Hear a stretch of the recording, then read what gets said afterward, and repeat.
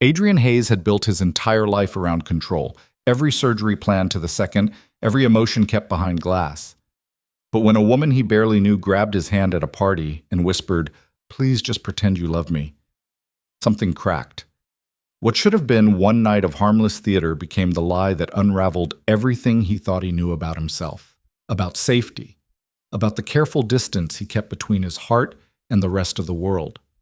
Some performances, it turns out, are too convincing to ever really end. If you're curious how a single false word can rewrite two lives, stay until the end. And if this story finds you, whether you're watching from Manila or Manchester, Houston or Hanoi, drop a like and tell me your city in the comments.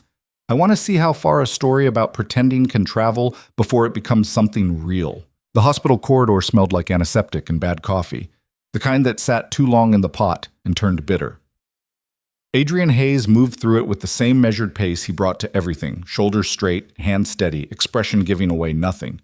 He just finished a 7-hour reconstructive surgery on a car accident victim, the kind of case that left younger surgeons shaking. Adrian had walked out of the OR the same way he'd walked in, calm, focused, untouchable. "Dr. Hayes?" A nurse caught him near the elevator. "The Mitchells wanted to thank you personally before they left." "Tell them I'm glad Sarah's doing well," Adrian said without breaking stride. "They don't need to see me." The nurse hesitated, then nodded. She'd worked with him long enough to know that Adrian Hayes didn't do bedside sentimentality. He fixed what was broken and moved on. Clean, professional, distant. The elevator doors closed, and Adrian caught his reflection in the polished metal. 32 years old, dark hair going gray at the temples faster than it should, jaw tight from a decade of clenching through stress. He looked exactly like what he was. A man who'd learned that caring too much only led to bleeding out in ways no scalpel could fix. His phone buzzed. A text from his daughter's nanny. "Lily asking when you'll be home. Made mac and cheese, but she wants the kind you make." Adrian's mouth almost curved. Almost. He typed back, 2 hours. "Tell her I'll make it tomorrow." Another buzz. "She says that's what you said yesterday." He pocketed the phone without responding. Lily was 6, which meant she was old enough to understand that Daddy's job saved lives, and young enough to still forgive him when he missed dinner. The balance wouldn't last forever, Adrian knew. But for now, it held. The parking garage was nearly empty. Adrian's car, a sensible sedan that didn't draw attention despite the fact he could afford something flashier, sat under a flickering light. He'd inherited more money than most people saw in a lifetime, but he'd learned early that wealth was just another thing people used to define you if you let them see it. Better to keep it quiet. Better to keep everything quiet. He was halfway home when his phone rang. Marcus Chen, one of the few people from medical school Adrian still tolerated. "You coming Friday?" Marcus asked without preamble. "Coming where?" "My place. I texted you 3 times. Adrian merged onto the highway. "I don't do parties." "It's not a party. It's a dinner thing. Casual. And before you say no, I already told everyone you're bringing Lily. She and my niece can hang out." Adrian's grip tightened on the wheel. Marcus knew exactly how to corner him, use Lily as leverage. "Fine. 2 hours, then we're out." "Perfect. Oh, and bring a date if you want. Everyone's bringing someone." "I'm not bringing a date. Suit yourself. See you at 7. The call ended before Adrian could argue further. He didn't have dates. Hadn't had one in 3 years, not since Lily's mother walked out with nothing but a note saying she wasn't cut out for motherhood and a forwarding address in California she didn't want them using. Adrian had read it once, burned it, and never mentioned her name again. Lily asked sometimes. Adrian gave answers that were technically true and emotionally empty. She wasn't ready to be a mom. "It's not your fault. We're better off." And they were. Adrian had built a life that functioned like one of his surgeries, every piece in place, every variable accounted for, no room for the chaos other people seemed to thrive on. Friday arrived with the kind of weather that couldn't decide what it wanted to be. Gray sky, occasional drizzle, wind that cut through jackets. Lily wore her favorite yellow dress with the dinosaur on the front, a combination that made no sense and somehow worked on her. "Why are we going to Uncle Marcus's house?" she asked from the back seat. "Because he invited us." "Are there going to be other kids?" "His niece will be there." "What's her name?" "I don't know." "How old is she?" I don't know that either. Lily kicked the back of his seat lightly, not enough to be annoying, just enough to remind him she was there. You don't know a lot of things, Daddy. That's why I have you, Adrian said, to ask the questions I forget. She giggled at that, and the sound did something strange to his chest, loosened something that usually stayed locked tight. Marcus lived in a neighborhood that tried too hard to be charming, all identical houses with neat lawns and mailboxes shaped like barns. His place was at the end of a cul-de-sac, already crowded with cars when Adrian pulled up. I thought this was casual, Adrian muttered. It looks like a party, Lily said, unbuckling herself. You said it wasn't a party. Marcus lied to both of us. Inside, the house was packed with people Adrian half recognized from hospital functions and Marcus's endless social circle. Someone thrust a beer into his hand the moment he walked in. Someone else asked if he'd tried the spinach dip. Lily vanished into a back room with 3 other kids before Adrian could even ask if they'd washed their hands. You made it! Marcus appeared, grinning like this wasn't an ambush. Come on, I'll introduce you around. I know people here. Not everyone. Marcus pulled him toward the kitchen, where a cluster of women stood near the counter. This is Vanessa. She's in marketing. That's Priya. She works at the gallery downtown. And this? He gestured to a young woman standing slightly apart from the others, holding a glass of wine like it was a shield, is Nora Blake. Nora, this is Adrian Hayes, the surgeon I told you about. Nora looked up, and Adrian got his first real look at her. Mid-20s, maybe. Brown hair pulled into a ponytail that had come half undone. A sweater that looked soft and oversized, the kind someone wore when they wanted to disappear into fabric. Hazel eyes that met his for exactly 1 second before darting away. Hi, she said quietly. Hello, Adrian replied because it seemed like the thing to say. An awkward pause settled over the group. Marcus, bless his oblivious heart, jumped right into it. Nora just moved here from Riverside. She's doing graphic design work, right? Freelance, mostly, Nora said. Her voice was soft, a little rough, like she didn't use it enough. Logos, branding, that kind of thing. That's great, Vanessa said with the kind of enthusiasm that felt performative. Are you seeing anyone?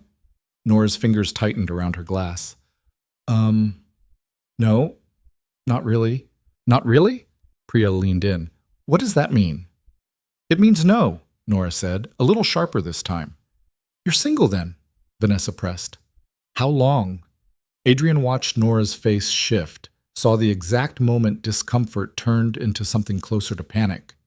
He recognized it because he'd spent years reading people's faces across operating tables, learning what fear looked like right before you cut into them. A while, Nora said. We should set you up with someone, Priya said. Marcus, doesn't your brother… I'm really not looking right now, Nora interrupted. Everyone says that, Vanessa laughed. Come on, you're young, you're pretty. You should be out there having fun. Nora's jaw clenched. Adrian saw her eyes flick toward the door, measuring the distance, calculating escape routes the way he did when a surgery started going wrong. He wasn't sure why he said it. Maybe because he recognized that look too well. Maybe because Vanessa's voice was grating on him.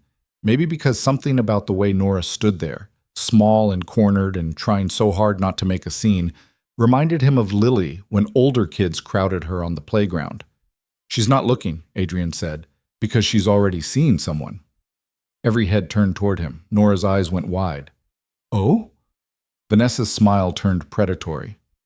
Who? Adrian met Nora's gaze, held it.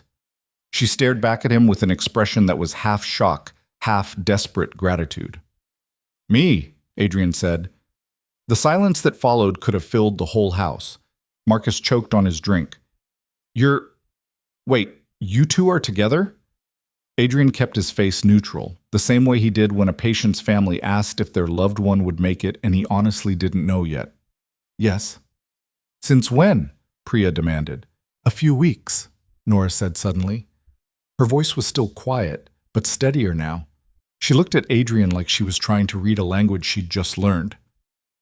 We've been keeping it quiet. Why didn't you tell me? Marcus asked Adrian. Because it's new, Adrian said. And private. Vanessa's eyes narrowed. That's convenient timing. What's that supposed to mean? Adrian asked, and there was just enough edge in his voice to make her take a step back. Nothing, she said quickly. Just surprising, that's all. You don't exactly seem like the relationship type, Adrian. People change, Nora said. She moved closer to Adrian, not quite touching him, but closing the space between them in a way that sold the lie better than words. Or maybe you just don't know him that well. Adrian glanced at her. There was something fierce in her expression now, a flash of defiance that hadn't been there 30 seconds ago. He liked it. Well, Marcus said, recovering, this is great. Weird that you didn't mention it, but great. We should all grab dinner sometime, the four of us. Maybe, Adrian said noncommittally. The conversation shifted after that, mercifully moving on to someone's recent vacation. Nora stayed close to Adrian, and he found himself hyper-aware of her presence. The way she smelled faintly like vanilla. The way her shoulder almost brushed his arm when she shifted her weight. After a few minutes, she leaned in and whispered, "Can we talk? Somewhere not here?" Adrian nodded. They excused themselves and slipped out to the back patio, where the evening air was cold enough to keep other people inside. Nora wrapped her arms around herself, and Adrian had the sudden, intrusive thought that he should offer her his jacket. He didn't. "I'm sorry," she said immediately. "I should have said something, stopped you, but I panicked, and you were there, and—" "It's fine," Adrian interrupted. "It's not fine, I dragged you into a lie." "I'm the one who said it," Adrian pointed out. "You just went along with it." Nora looked at him, really looked at him, and for a moment neither of them spoke. Inside, someone laughed too loud at a joke that probably wasn't that funny. "Why did you?" Nora asked finally. "Say it, I mean. You don't even know me." Adrian considered the question. The honest answer was complicated and involved admitting he'd seen something fragile in her that he wanted to protect for reasons he didn't fully understand. The simpler answer was easier. "You looked like you needed an exit," he said. "I provided one." "By telling everyone we're dating?" "Yes." "That's not exactly a small exit."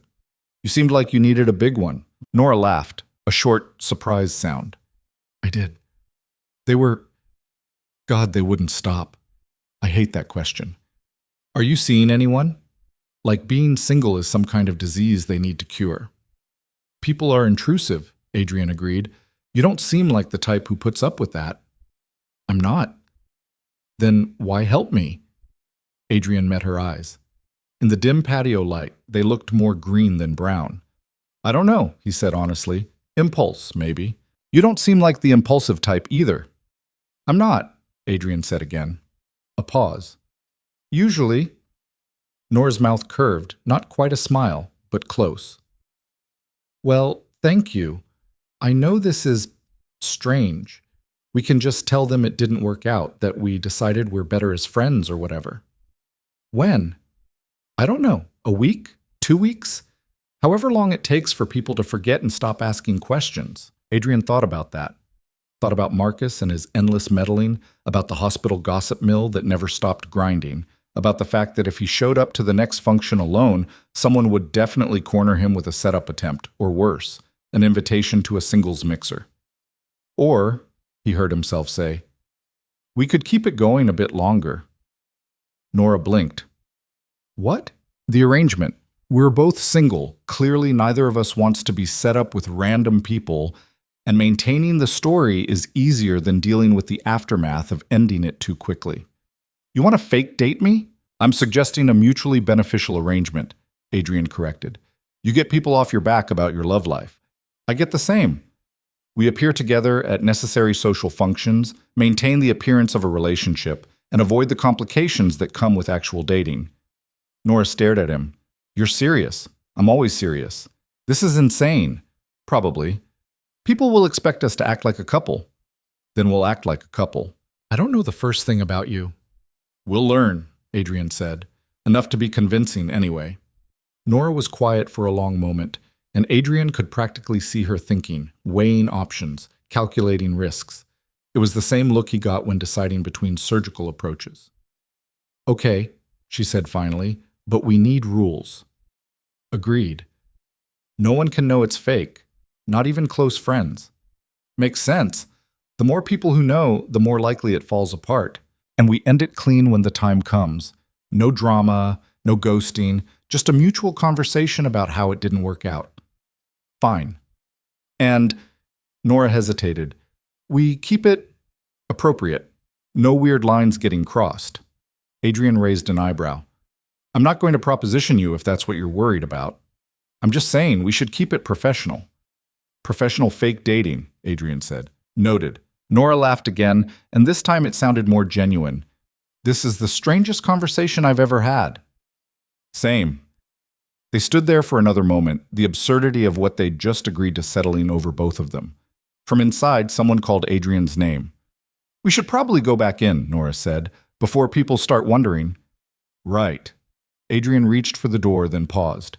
We should exchange numbers in case we need to coordinate stories. Good point.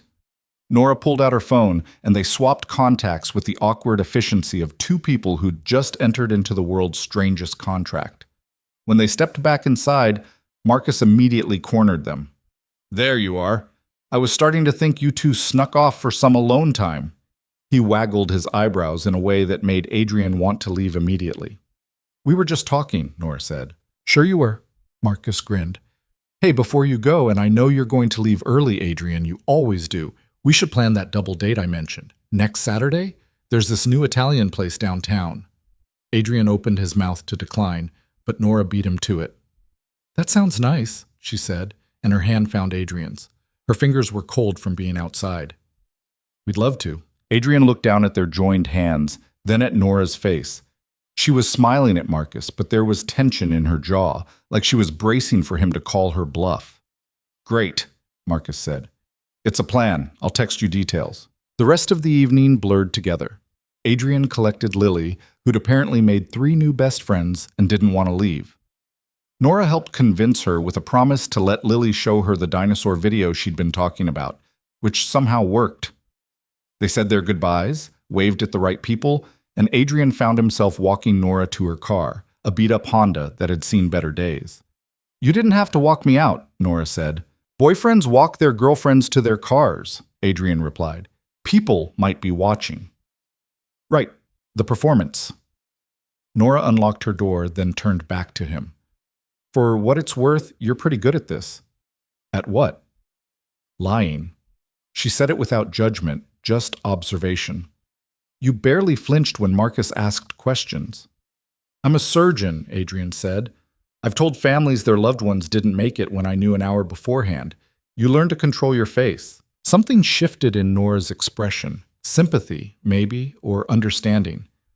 That sounds awful. It's the job. Still awful.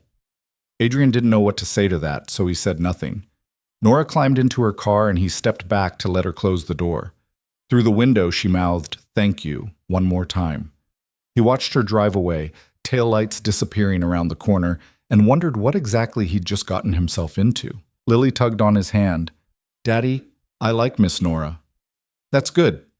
Is she your girlfriend? Adrian looked down at his daughter. 6 years old, gap-toothed smile, eyes that saw too much. Yes, he said, because the lie had already started and there was no point stopping now. Good, Lily said. You should have a girlfriend. Uncle Marcus says you're too grumpy alone. Uncle Marcus talks too much. Lily giggled and let him lead her to the car. On the drive home, she chattered about her new friends and the games they'd played, and could they please go back to Uncle Marcus's house soon? Adrian made appropriate noises at appropriate times, but his mind was somewhere else. He thought about Nora's quiet voice and the way she'd looked when Vanessa cornered her. Thought about the flash of steel when she defended him to those women. Thought about her cold fingers in his hand and the ease with which she'd slipped into the role they'd created. Most of all, he thought about the fact that he'd just agreed to fake date a woman he'd met 3 hours ago, and instead of feeling like he'd made a mistake, he felt something uncomfortably close to curiosity. Adrian Hayes didn't do curiosity, didn't do impulse, didn't do anything that disrupted the careful control he'd built around his life. But he'd done all 3 tonight, and now he'd have to see where it led. The week after Marcus's dinner party, Adrian received exactly 7 texts from Nora. The first came Sunday morning. Just wanted to say thanks again for Friday. Still can't believe we're doing this. He'd responded, neither can I. The second came Monday afternoon. Marcus texted me about Saturday. Did he text you? Yes. Confirmed for 7 p.m. Okay. Should we meet beforehand, get our story straight? Good idea. Coffee Thursday after work? Perfect. There's a place on Ashford Street. Bitter beans. I'll find it. The remaining texts were logistical, confirming Thursday, sending her schedule, asking if he had dietary restrictions for the Italian place. All practical, all businesslike. Exactly what you'd expect from a fake relationship built on convenience rather than connection. Adrian appreciated that. He didn't have time for complicated, and Nora seemed to understand that without him having to explain it. Thursday arrived with the kind of rain that made everything gray and miserable. Adrian finished his last surgery at 4, changed out of his scrubs, and texted his nanny that he'd be home by 7. Lily had already eaten dinner according to the schedule, chicken nuggets and broccoli, though Sarah reported she'd only eaten 3 pieces of broccoli and claimed the rest tasted like trees. Bitter Beans was the kind of coffee shop that tried too hard to be quirky. Mismatched furniture, local art on the walls that no one ever bought. A chalkboard menu with too many puns. Nora was already there when Adrian arrived, tucked into a corner booth with a laptop open and a half-empty mug beside her. She looked up when he approached. Hey. Hello. Adrian slid into the seat across from her. You've been here a while. Had some work to finish. Client wanted revisions on a logo design. She closed the laptop. How was your day? Long, reconstructive surgery on a hand, 3 hours. Did it go well? The patient will regain about 70% function. Under the circumstances, that's a good outcome. Nora nodded, and Adrian realized she wasn't just being polite. She actually seemed interested. Most people's eyes glazed over when he talked about work. A barista appeared at their table. What can I get you? Black coffee, Adrian said. That's it? We have mochas, lattes, cappuccinos. Black coffee. The barista retreated, looking vaguely offended. Nora smiled. Not a fan of complicated drinks? I'm not a fan of paying $6 for something that's mostly milk and sugar. Fair point. She wrapped her hands around her mug. So, we should probably figure out our story. Agreed. How did we meet? Nora thought for a moment. Through Marcus makes sense. He introduced us at a hospital event a few weeks ago. Works. Why didn't we tell him immediately? We wanted to make sure it was going somewhere before announcing it to everyone. Reasonable. Adrian pulled out his phone and opened a note. What else do people usually ask? Favorite things about each other, Nora said. What we do together, future plans. Right, Adrian started typing. Favorite things. What should I say about you? Nora laughed. You've known me for 3 days. I don't think you have favorite things yet. Then we'll make them up. You're kind, patient, good with kids. Lily liked you. Your daughter's sweet, Nora said. She really does love dinosaurs. It's a phase. Last month it was outer space. Before that, ocean animals. Adrian kept typing. What should you say about me? That you're stable? Responsible? Nora paused. That sounds boring. It's accurate. People don't fall for someone because they're stable, Adrian. They fall for personality traits. Quirks. I don't have quirks. Nora gave him a look that suggested she disagreed but was too polite to say so. Everyone has quirks. What do you do when you're not working? Take care of Lily. And when she's asleep? Adrian considered that. The honest answer was that he read medical journals, answered emails, and occasionally stared at the ceiling wondering if this was all his life would ever be. I read, he said instead. What kind of books? History, biographies, sometimes crime novels. There we go. Nora looked pleased. I'll say you're thoughtful, that you notice things other people miss, that you have this dry sense of humor that catches me off guard. I'm not funny. You're funnier than you think. You just don't smile when you make jokes, so people don't realize. Adrian stopped typing and looked at her. You got that from one dinner party. I got that from watching you deflect Marcus's questions and make your daughter laugh in the car. Nora shrugged. I'm observant. The barista returned with Adrian's coffee. He took a sip, burnt, bitter, exactly what he'd expected from a place like this, and wished he'd just gone home. What about first date? Nora asked. People always ask about that. Coffee shop, Adrian said. Simple. Low pressure. Too generic. Everyone says coffee shop. Fine. What do you suggest? Nora tapped her fingers on the table. Bookstore. You were picking up something for Lily. I was looking for design inspiration. We literally bumped into each other near the art section. Adrian raised an eyebrow. Literally bumped into each other? I dropped my books. You helped me pick them up. We started talking. Nora warmed to the story. You recommended a biography you'd just finished. I suggested a graphic design book you should check out. We ended up getting coffee afterward and talking for 2 hours. That's very detailed. That's the point. Details make it believable. Adrian had to admit she was right. Fine, bookstore it is. They spent the next 30 minutes building out their story. Favorite restaurants they'd supposedly visited together, inside jokes they'd supposedly developed. The moment Adrian had supposedly introduced Nora to Lily. Nora had a talent for this, Adrian realized. She created details that felt lived in, memories that sounded real, even though they'd never happened. You're good at lying, he observed. Nora's smile faded slightly. I'm good at storytelling. There's a difference. Is there? One is about deception. The other is about making people feel something. She closed her laptop. I'm a designer. My job is creating narratives that make people want to believe in a brand. This isn't that different. Adrian supposed she had a point. What about Saturday? Any concerns? Just the usual. Don't contradict each other, maintain physical proximity, act comfortable together. Nora paused. We should probably, I don't know, touch each other occasionally. Touch each other.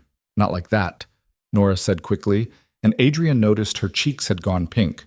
I mean, couples touch. Hand-holding, arm around the shoulder, that kind of thing. If we're too stiff, it'll look fake. Right. Adrian tried to remember the last time he'd touched someone with affection, rather than medical necessity. Lily, obviously, but that was different. Before that, he couldn't remember. We could practice, Nora suggested. Practice touching? God, that sounds weird when you say it like that. Nora stood up. Come on, let's walk. Adrian followed her out of the coffee shop into the rain that had softened to a drizzle. The street was mostly empty, just a few people hurrying past with umbrellas. Nora started walking toward the corner, and Adrian fell into step beside her. Okay, Nora said. So, if we're walking together, you might... She reached over and took his hand. Adrian looked down at their joined hands. Her fingers were warmer than they'd been at Marcus's house, but they still felt small in his. Delicate. He was suddenly very aware of all the ways he could hurt her without meaning to. Is this okay? Nora asked. It's fine. You look tense. I'm not tense. Your hand is a fist, Adrian. He looked down. She was right. His fingers had automatically curled tight. He forced himself to relax, to let his hand open in hers. Better, Nora said. She squeezed his hand once, a quick pressure and release. See? Not so bad. They walked another block in silence. Adrian found himself paying attention to the way Nora's stride matched his, the way she tilted her head when she looked at shop windows, the way her thumb absently brushed against his knuckle. Can I ask you something? Nora said. Yes. Why did you really agree to this? And don't say it's just about avoiding setups. There's easier ways to do that. Adrian considered this question. The real answer was complicated. It involved admitting that he was tired of being alone but terrified of actually being with someone. That he'd gotten so used to controlling everything in his life that the idea of real vulnerability made him want to run. That maybe, just maybe, pretending to be in a relationship was safer than risking a real one. I have a daughter, he said instead. People see a single father and they make assumptions that I need help, that I'm struggling, that I'm looking for a mother for her. Are you? No. Lily and I are fine on our own. Then why the fake girlfriend? Because when people think you're in a relationship, they stop trying to fix your life. Adrian paused. And because you needed help, and I could provide it. Seemed fair. Nora was quiet for a moment. That's actually kind of sweet. It's practical. It can be both. They reached the end of the block. Nora stopped and turned to face him. We should probably practice this too. Practice what? This. She stepped closer until there was barely a foot of space between them. People expect couples to stand close to each other, to be comfortable in each other's space. Adrian's first instinct was to step back. He didn't do close, didn't do casual intimacy. Even with patience, he maintained careful distance, professional, clinical, controlled. But Nora was looking at him with those hazel eyes, and he'd agreed to this arrangement, and stepping back now would be admitting he couldn't handle something as simple as proximity. So he stayed where he was. Okay? Nora asked. Fine. You're doing the tense thing again. I'm not. Adrian stopped, took a breath, made himself relax shoulders that had gone rigid. Better? Better? Nora smiled. You know, for a surgeon, you're not great with physical touch. I'm excellent with physical touch when there's a medical purpose. That's different. That's clinical. This is. She trailed off, seeming to search for the word. Intimate, Adrian finished. Yeah, the rain picked up again, sudden and cold. Nora shivered, and without thinking, Adrian shrugged out of his jacket and held it out to her. I'm fine, she protested. You're shivering. So will you be if you give me your jacket? I have a higher cold tolerance. That's not a real thing. Yes, it is. Medical fact. Nora laughed and took the jacket. It was too big on her, sleeves hanging past her hands, but she pulled it tight around her shoulders. Thank you. You're welcome. They started walking back toward the coffee shop, where Adrian's car was parked. The rain came down harder now, turning the sidewalk slick and shiny. Nora stepped closer to him, probably to share what little shelter the buildings provided, and her shoulder bumped against his arm. Sorry, she said. It's fine. And strangely, it was. Adrian had spent 3 years building walls around himself, keeping everyone at a measured distance. But standing here in the rain with a woman he barely knew, pretending to be something he wasn't, he felt something he hadn't expected. Normal. Like maybe this was what other people did. Walked in the rain, shared jackets, stood close enough to touch without flinching. They reached Adrian's car. Nora handed back his jacket, and he took it even though it was soaked through now. Saturday at 7, Nora said. I'll meet you at the restaurant? I'll pick you up, Adrian said. Boyfriends pick up their girlfriends. You don't have to. I know, but people might be watching, remember? We should sell it. Nora nodded. Okay. I'll text you my address. Good. An awkward pause settled between them. Adrian had the sudden, uncomfortable feeling that he should do something, hug her maybe, or kiss her cheek, but he didn't know the protocol for ending a fake date planning session. Nora solved the problem by stepping forward and wrapping her arms around him in a quick, tight hug. Thanks for the coffee, and the jacket, and the everything. She let go before Adrian could decide whether to hug her back. By the time his brain caught up, she was already walking toward her car, calling, "See you Saturday," over her shoulder. Adrian got into his car and sat there for a moment, jacket dripping onto the passenger seat, hands still on the steering wheel. He'd agreed to this arrangement because it was practical, logical, a mutually beneficial solution to a common problem. So why did it suddenly feel like he'd agreed to something much more complicated than that? His phone buzzed. A text from Nora. Forgot to ask, what's Lily's favorite color, in case it comes up?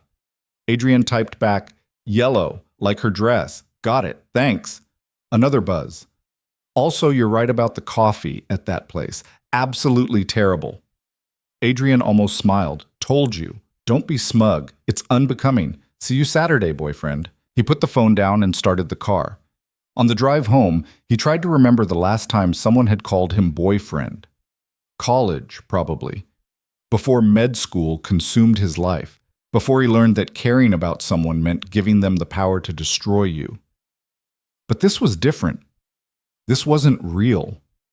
This was an arrangement, a performance, a carefully controlled situation that would end when they both decided it had served its purpose. Nothing to worry about. Nothing to fear. Adrian repeated that to himself all the way home and almost believed it. Saturday came too fast. Adrian stood in front of his closet at 6:15, staring at shirts like they might offer guidance. He'd performed countless surgeries without breaking a sweat, delivered news that shattered families with a steady voice, made split-second decisions that meant the difference between life and death. But choosing what to wear to a fake date with a woman he'd known for less than a week? That apparently required more mental energy than he had available. Daddy, why are you just standing there? He turned to find Lily in the doorway, already in her pajamas even though it was barely past 6. Her hair was wet from the bath, sticking up in directions that defied physics. I'm deciding what to wear, Adrian said.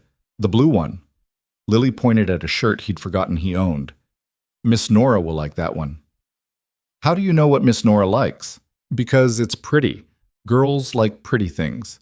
She said this with the absolute confidence of someone who'd lived exactly 6 years and figured out the entire universe. Adrian pulled out the blue shirt. It was nicer than what he usually wore. Button down, decent fabric, no visible wrinkles. When did you become a fashion expert? Uncle Marcus says you dress like a robot. Lily climbed onto his bed and sat cross-legged, apparently settling in to supervise. He says you need more colors. Uncle Marcus needs to mind his own business. What's mind your own business mean? It means stop talking about how other people dress. Lily giggled. Adrian pulled on the shirt and checked himself in the mirror. He looked fine, presentable, exactly like a man going on a date he didn't want to overthink. Are you bringing Miss Nora flowers? Lily asked. Should I? Uncle Marcus brings Aunt Jenny flowers. They're actually married, sweetheart. It's different. But your boyfriend and girlfriend, that's almost the same thing. Adrian buttoned his cuffs, avoiding his daughter's too knowing gaze. It's complicated. That's what grown-ups say when they don't want to explain things. She wasn't wrong. Adrian grabbed his wallet and keys, then crouched down to Lily's level. Sarah's going to put you to bed, okay? I'll be back later. Will you bring Miss Nora back with you? No, why would I do that? Because that's what people do on dates. They come back and watch movies and eat popcorn. Where are you learning this? Maddie, at school. Her mom has a boyfriend and he comes over all the time. Adrian made a mental note to monitor whatever Lily and Maddie discussed at recess. Well, Miss Nora has her own house. She'll go back there. That's sad, Lily said. I think she should stay here. Why? Because then you wouldn't be lonely. The words hit harder than they should have. Adrian touched his daughter's cheek. I'm not lonely. I have you.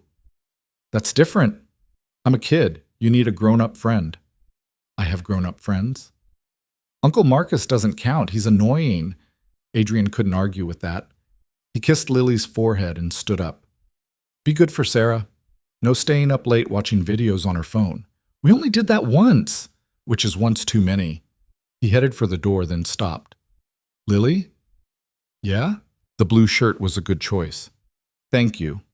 She beamed at him, gap-toothed and proud, and Adrian felt the familiar ache of loving someone so much it physically hurt. The drive to Nora's apartment took 20 minutes.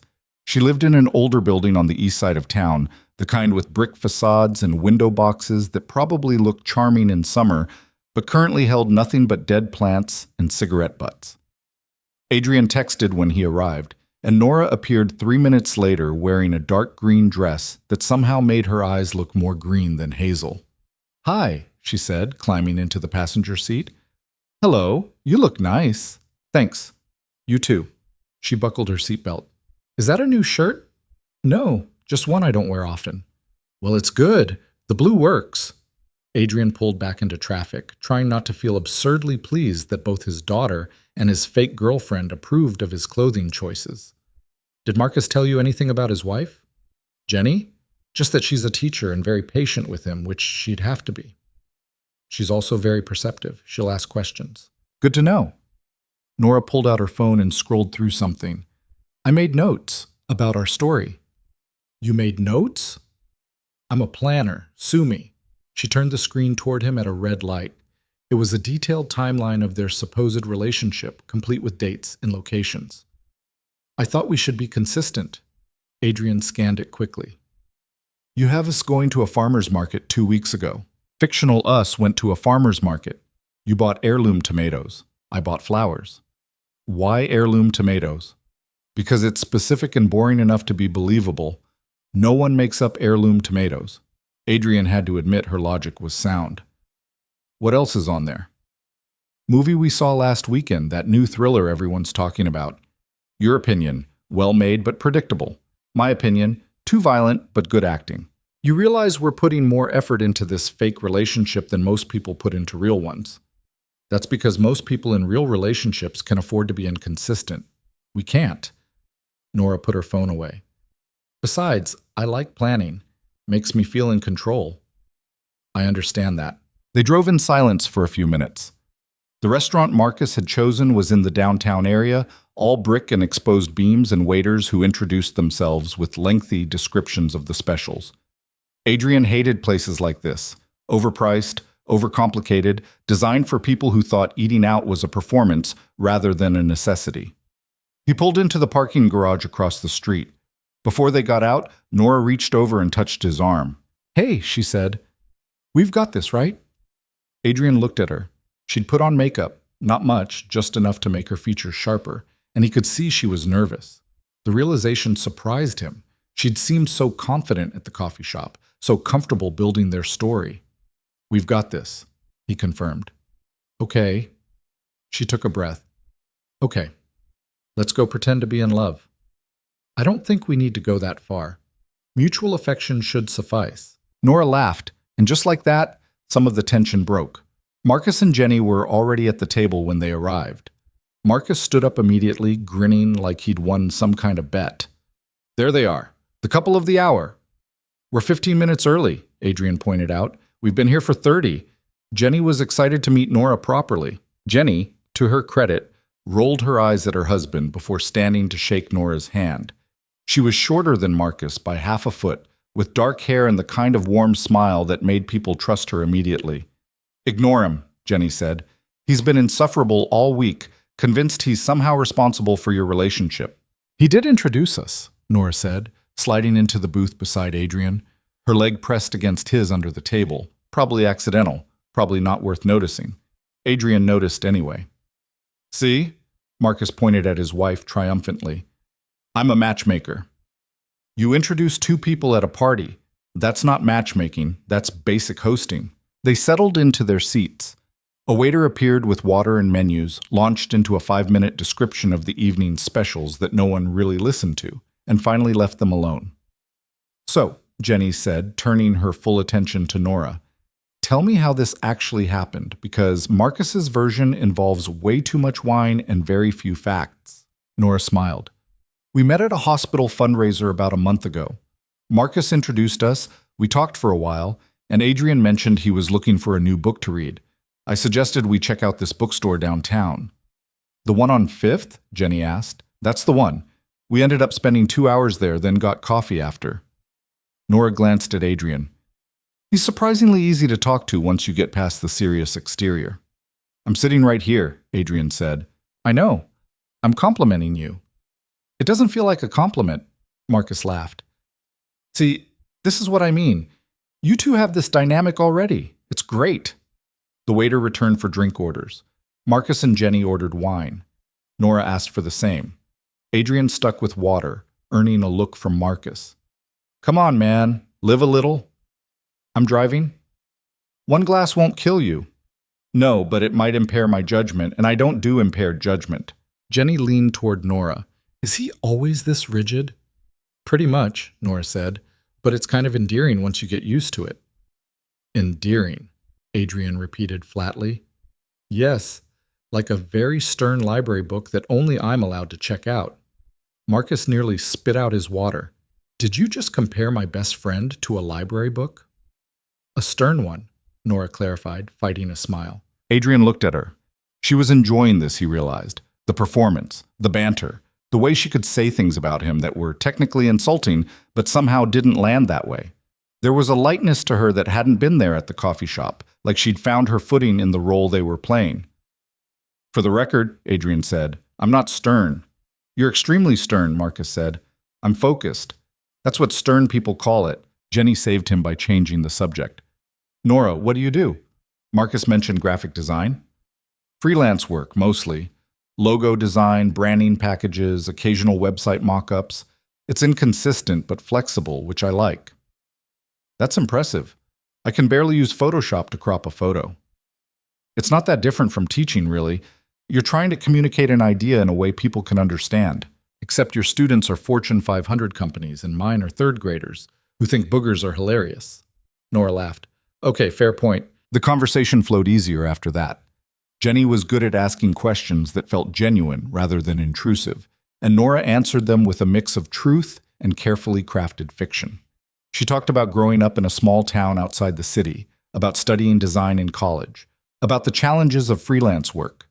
Adrian knew some of it was real and some of it was embellished, but he couldn't tell which was which. "What about you, Adrian?" Jenny asked, turning to him. How's fatherhood treating you these days? Lily's good, smart, too smart sometimes. That's code for she outsmarts me regularly, Marcus translated. She's 6. She shouldn't be outsmarting anyone. And yet, Marcus grinned. She sounds wonderful, Jenny said. Have you met her yet, Nora? Briefly, at Marcus's party. She showed me a video about dinosaurs that was apparently very important. That's high praise, Adrian said. Lily doesn't share dinosaur videos with just anyone. I was honored. Their food arrived. Pasta for Jenny, chicken for Marcus, some kind of fish thing for Nora that came with a sauce Adrian didn't recognize.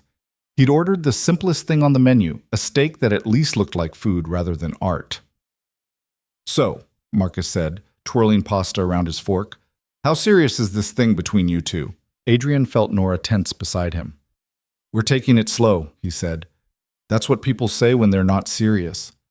Or when they're adults who understand that rushing into things is how relationships fail, Jenny said pointedly. I'm just saying, you've been together a month now, right? That's not that slow. It's slow for us, Nora said. Her hand found Adrian's under the table, a brief squeeze that might have been reassurance or might have been warning. We both have complicated lives. Adrian has Lily, I have work that keeps me busy. We're figuring it out as we go. But it's going well? Jenny asked. It's going well, Nora confirmed, and when she looked at Adrian, her smile seemed almost genuine. Marcus opened his mouth to ask another question, but Jenny kicked him under the table. Adrian saw it happen, saw Marcus wince and redirect his attention to his food. Thank you, Adrian mouthed to Jenny when Marcus wasn't looking. She winked at him. The rest of dinner passed without incident. They talked about work, about the weather, about a scandal at the hospital involving stolen lunches from the staff fridge. Normal things. Easy things. Adrian found himself relaxing in a way he hadn't expected, drawn into conversation about nothing that mattered and somehow enjoying it. Nora fit into the dynamic seamlessly. She laughed at Marcus's terrible jokes, asked Jenny thoughtful questions about teaching, deflected personal questions with practiced ease. And every so often, she'd touch Adrian's arm or lean into his shoulder, small gestures that sold the story they were telling. Adrian found himself responding in kind, passing her the bread basket without being asked, refilling her water glass, resting his hand on the back of her chair. Small things. Boyfriend things. Things that should have felt forced but somehow didn't. They were finishing dessert, tiramisu they were supposedly sharing but that Nora had eaten most of, when Jenny excused herself to the restroom. Nora followed, leaving Adrian alone with Marcus. Okay, Marcus said at the moment they were gone. Real talk. What's actually going on? Adrian kept his expression neutral. I don't know what you mean. Come on, you've known her a month and I've never seen you this comfortable with anyone who isn't Lily or me. Maybe I'm changing. People don't change that fast, Adrian, especially not you. Marcus leaned forward. I'm not saying it's bad. I'm saying it's weird. You've been closed off since Lily's mom left. Now suddenly you're dating someone and bringing her around and acting almost normal? I didn't realize normal was suspicious. It's not suspicious. It's just unexpected. I want to make sure you're okay. Adrian looked at his friend. Marcus could be obnoxious, intrusive, and thoroughly exhausting, but he was also loyal in a way Adrian had never quite figured out how to reciprocate. They'd met first year of med school, bonded over equally terrible study habits, and a shared hatred of their anatomy professor. Marcus had been at the hospital the night Lily was born, had shown up at Adrian's house 3 days after her mother left with groceries and 0 questions. I'm fine, Adrian said. Better than fine, actually. Because of Nora? Because I'm trying something different. Letting someone in. Isn't that what you've been telling me to do for 3 years? Marcus studied him. Yeah, I guess I have. Then trust that I know what I'm doing. Do you, though? Know what you're doing? Adrian thought about Nora's hand in his at the coffee shop. Thought about the detailed notes she'd made about their fake relationship. Thought about the way she'd looked at him earlier when she asked if they had this, like she needed him to be certain even though neither of them had any idea what they were doing. No, Adrian admitted, but I'm trying anyway. Marcus grinned. Good. That's the most human thing I've heard you say in years. The women returned before Adrian could respond. Nora slid back into the booth, and Adrian caught a faint scent of whatever soap the restaurant had in their bathroom. Lavender, maybe, or vanilla. Something soft. What did we miss? Jenny asked. Just Adrian admitting he has feelings, Marcus said. Groundbreaking stuff. I admitted no such thing. You implied it heavily. That's not the same. Nora looked between them. Should I be concerned? Only if you expect him to actually say the words, I care about you, Marcus said, because that might take another 6 months. I can say I care about someone. Prove it. Adrian turned to Nora. She was watching him with poorly concealed amusement, eyebrows raised in challenge. I care about you, he said. Wow, Nora said. So heartfelt. I'm swooning. Marcus burst out laughing. I like her. She doesn't let you get away with anything. Nobody asked you, Adrian said, but there was no heat in it. They paid the check. Marcus insisted on splitting it despite Adrian's attempts to cover the whole thing, and walked out into the night. The temperature had dropped, turning the earlier drizzle into something sharper. Nora wrapped her arms around herself, and Adrian had a brief flashback to Thursday night, to giving her his jacket in the rain. You cold? He asked. I'm fine. You're shivering. It's like a 3-minute walk to the car. I'll survive. Adrian shrugged out of his jacket anyway and held it out.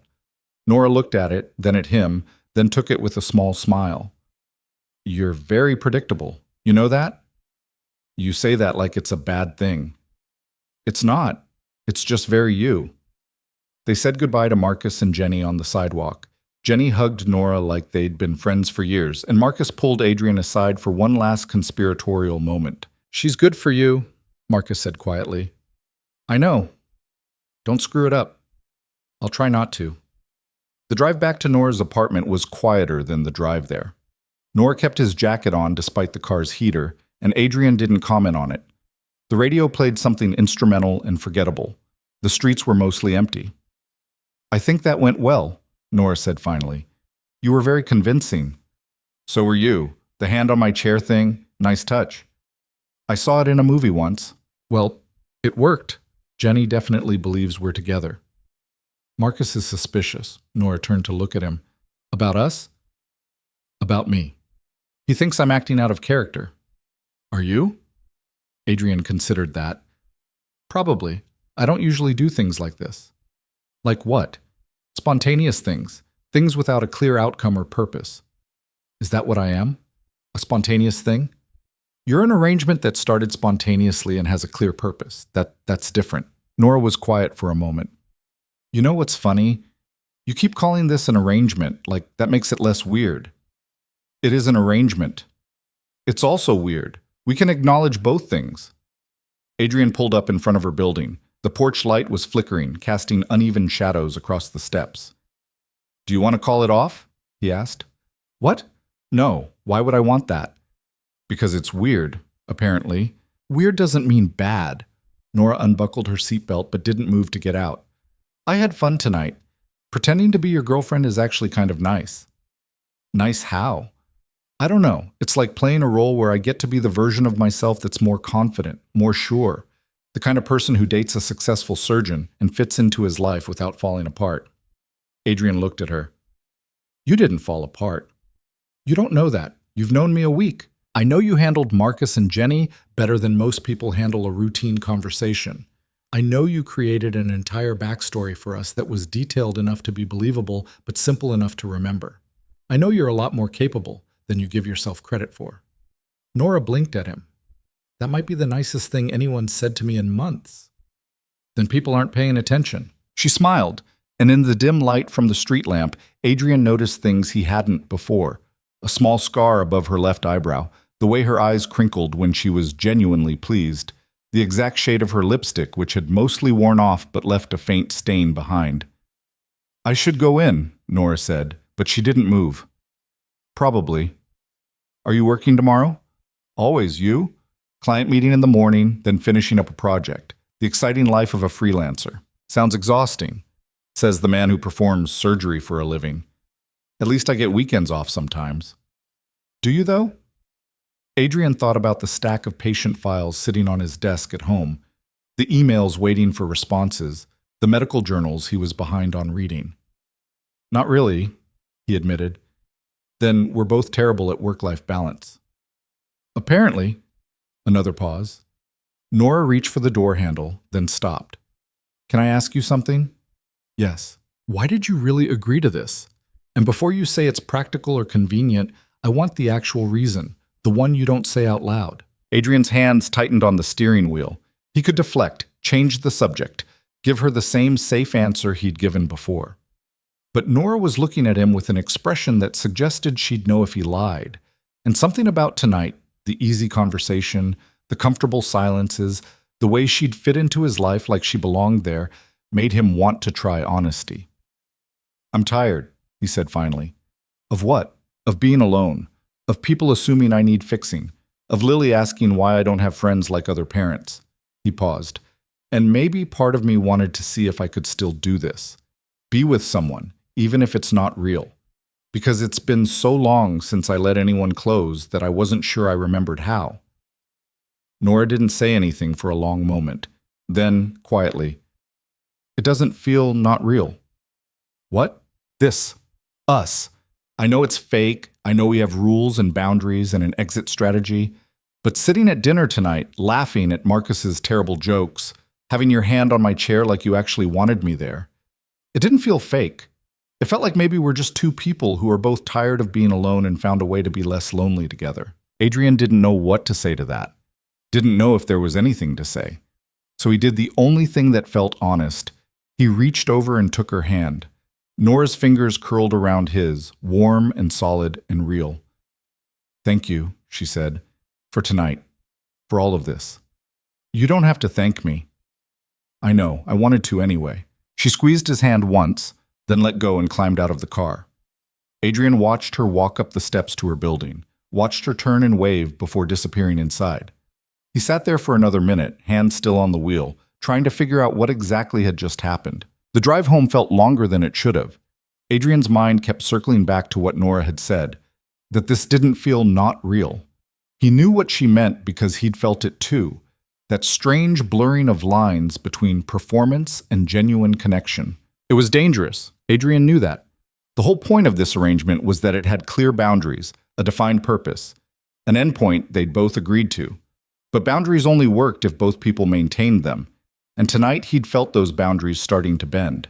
He needed to be careful, needed to remember that this was temporary, that Nora was doing him a favor as much as he was doing her one, that getting confused about what was real and what was performance was exactly how people got hurt. Sarah was on the couch when he got home, watching something on her phone. She looked up when he came in. How was dinner? Fine. How was Lily? Good. She asked about Miss Nora approximately 700 times before I finally got her to sleep. Adrian felt something twist in his chest. What did she ask? If you were having fun, if Miss Nora was nice when she gets to see her again. The usual 6-year-old interrogation. What did you tell her? That you were having a nice time and Miss Nora is very nice and we'd have to ask you about seeing her again. Sarah stood up and grabbed her bag. She really likes her, you know, Lily. I haven't seen her this excited about one of your friends since, well, ever, actually. Nora's not exactly a friend. Right, girlfriend, whatever you want to call it. Sarah headed for the door, then paused. Just be careful, okay?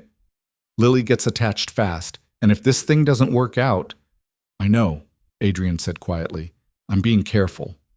After Sarah left, Adrian checked on Lily. She was sprawled across her bed in the boneless way children slept, arms flung wide, hair a tangled mess on her pillow.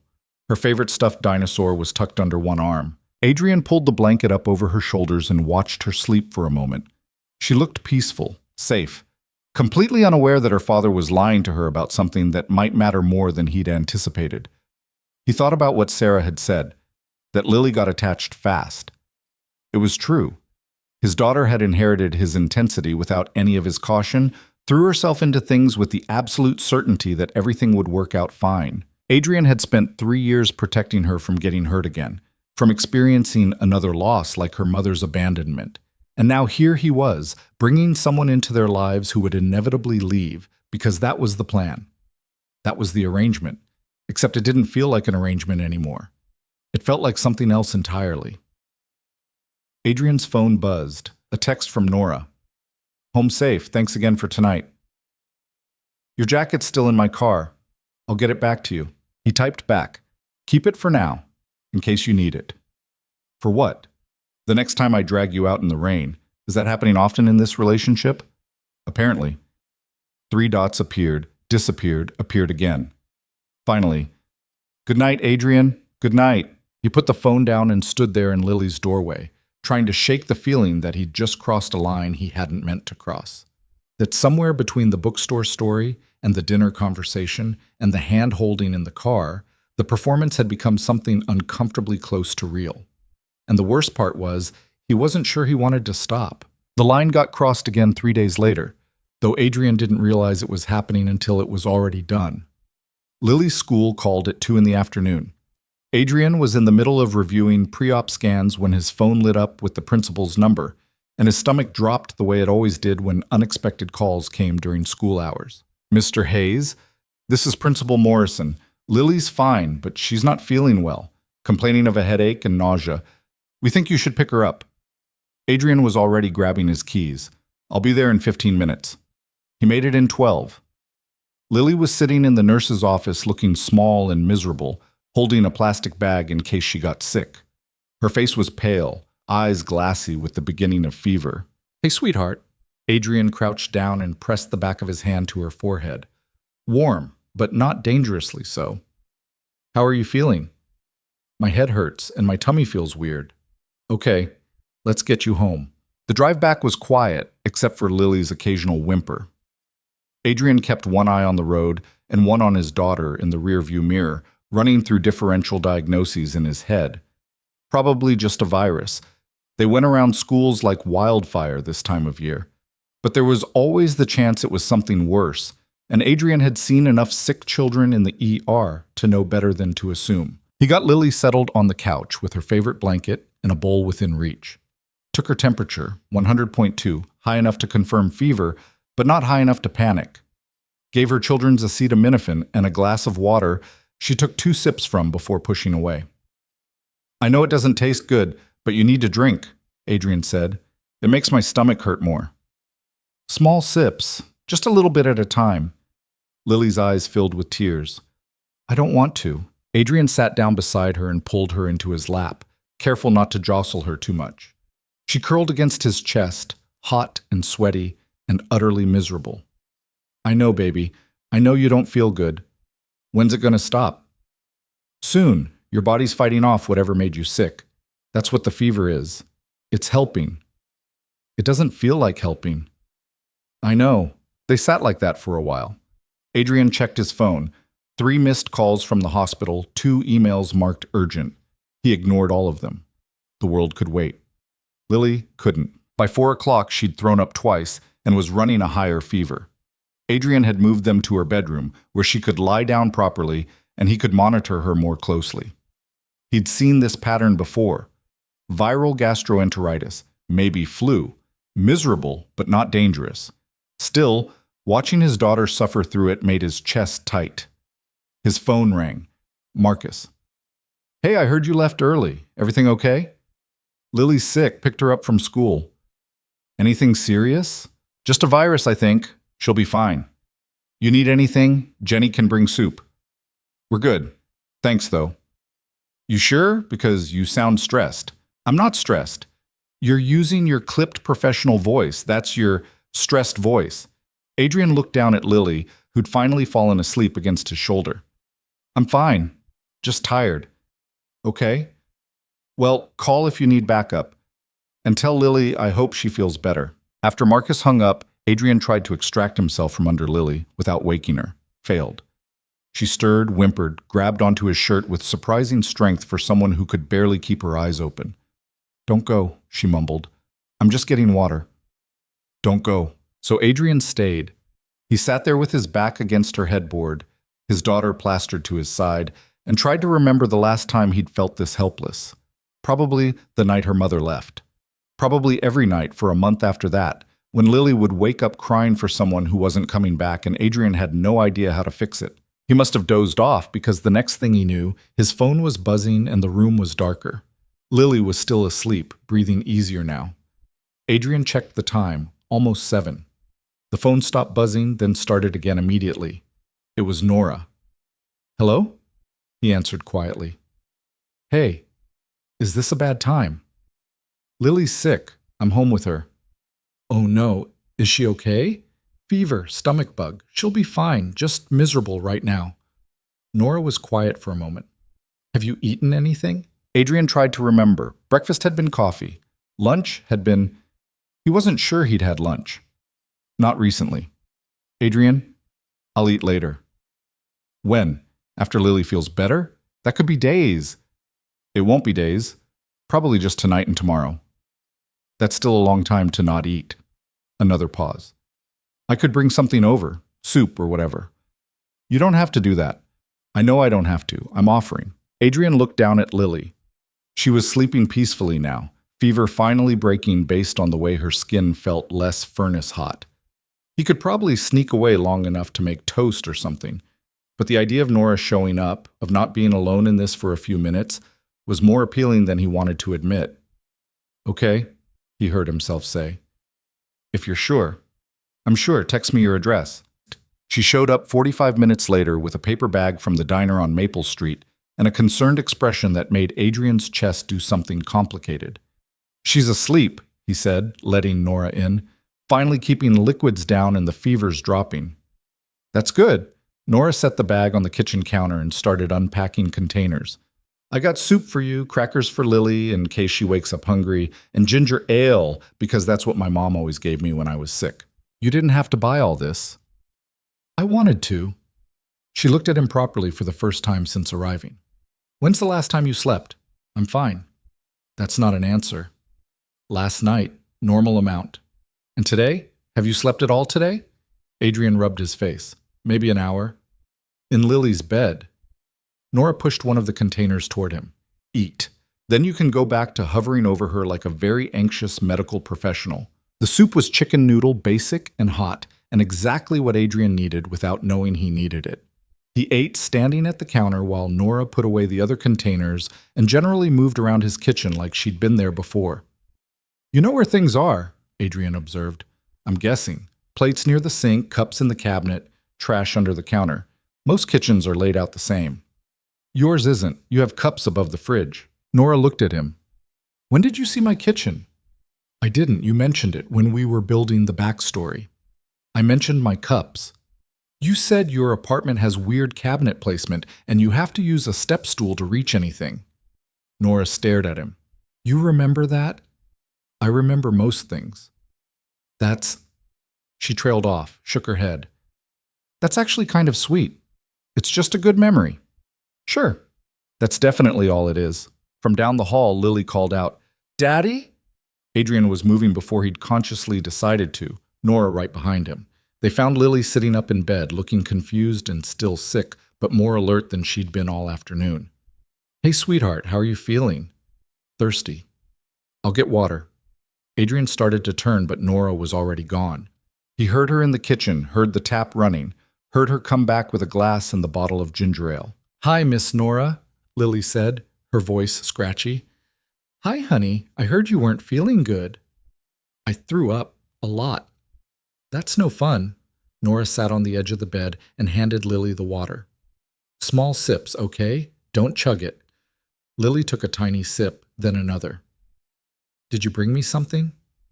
"Ginger ale and crackers, but only if your dad says it's okay." Both of them looked at Adrian. He checked Lily's forehead, cooler now, definitely better, and nodded.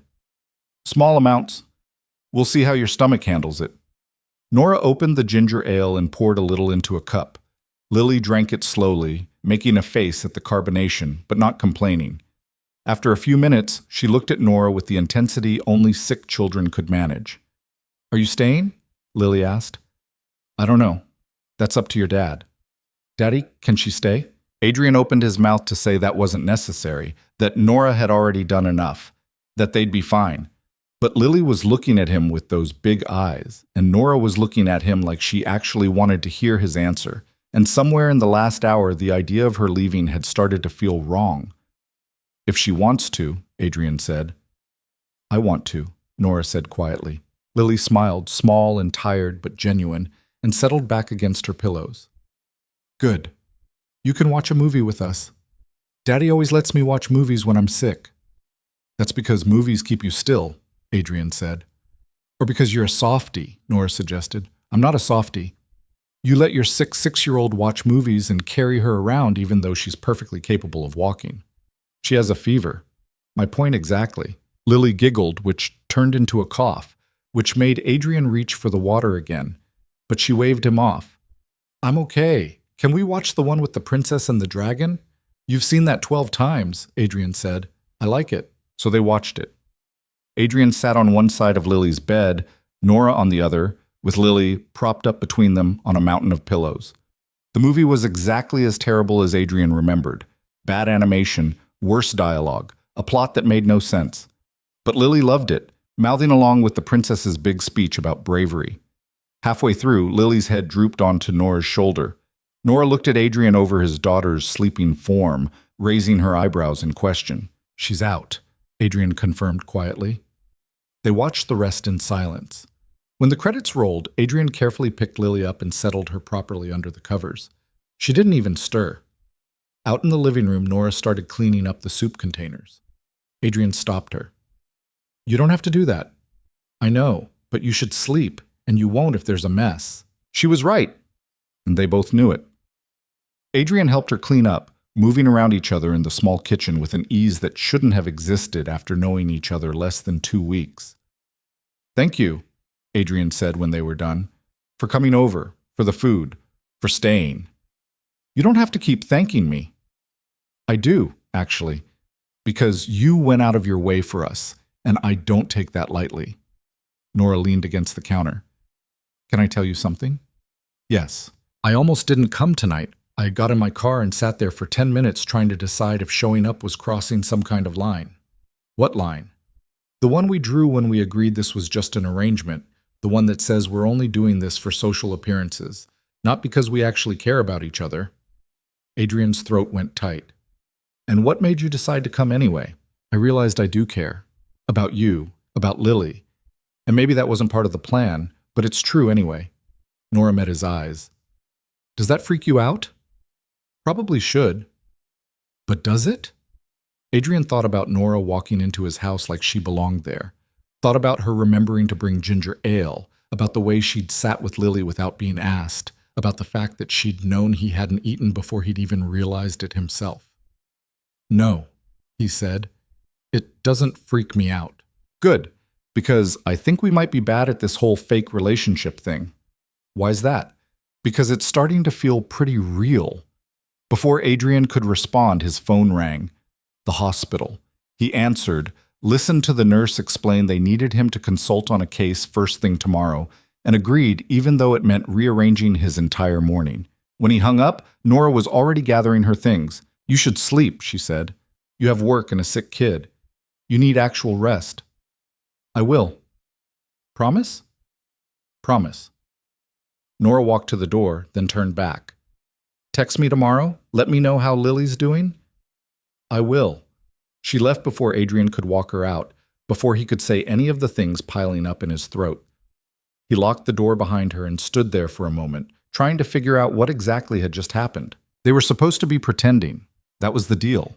Show up to events, maintain appearances, help each other avoid unwanted attention. Simple. Contained. Safe. But Nora had just spent 3 hours taking care of his sick daughter, and Adrian had let her, and somewhere in there the pretending had stopped and something else had started. He checked on Lily one more time, still sleeping, breathing even, no fever, then collapsed on the couch. His phone buzzed. A text from Nora. Get some sleep. I mean it. Yes, ma'am. And Adrian, I'm glad you called me. I'm glad you came. He put the phone down and closed his eyes. Tried to remember all the reasons this was supposed to stay fake. Tried to remember why caring about her was dangerous. Why letting her into his life was a risk he couldn't afford. But all he could think about was the way she'd looked at Lily with genuine concern. The way she'd moved through his house like she knew exactly where she was needed. The way she'd admitted she cared and hadn't tried to take it back. Adrian fell asleep on the couch thinking maybe some risks were worth taking. The next morning, Lily was better but not well enough for school.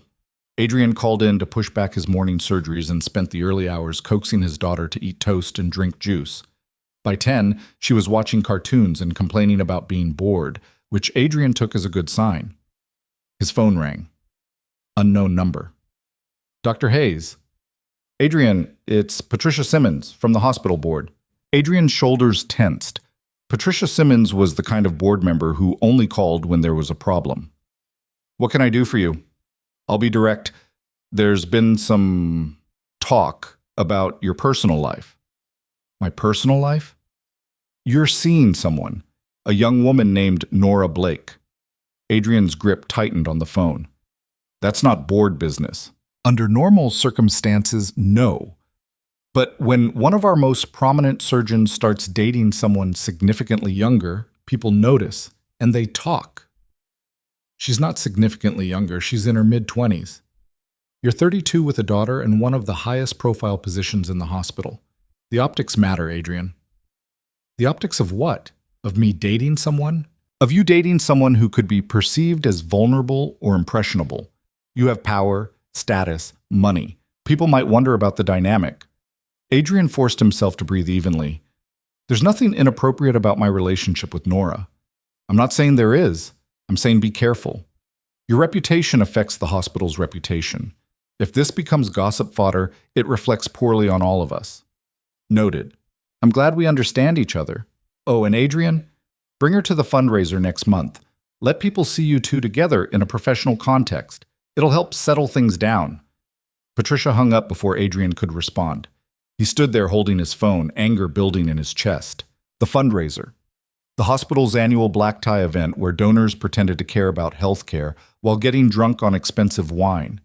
Adrian hated it under the best circumstances.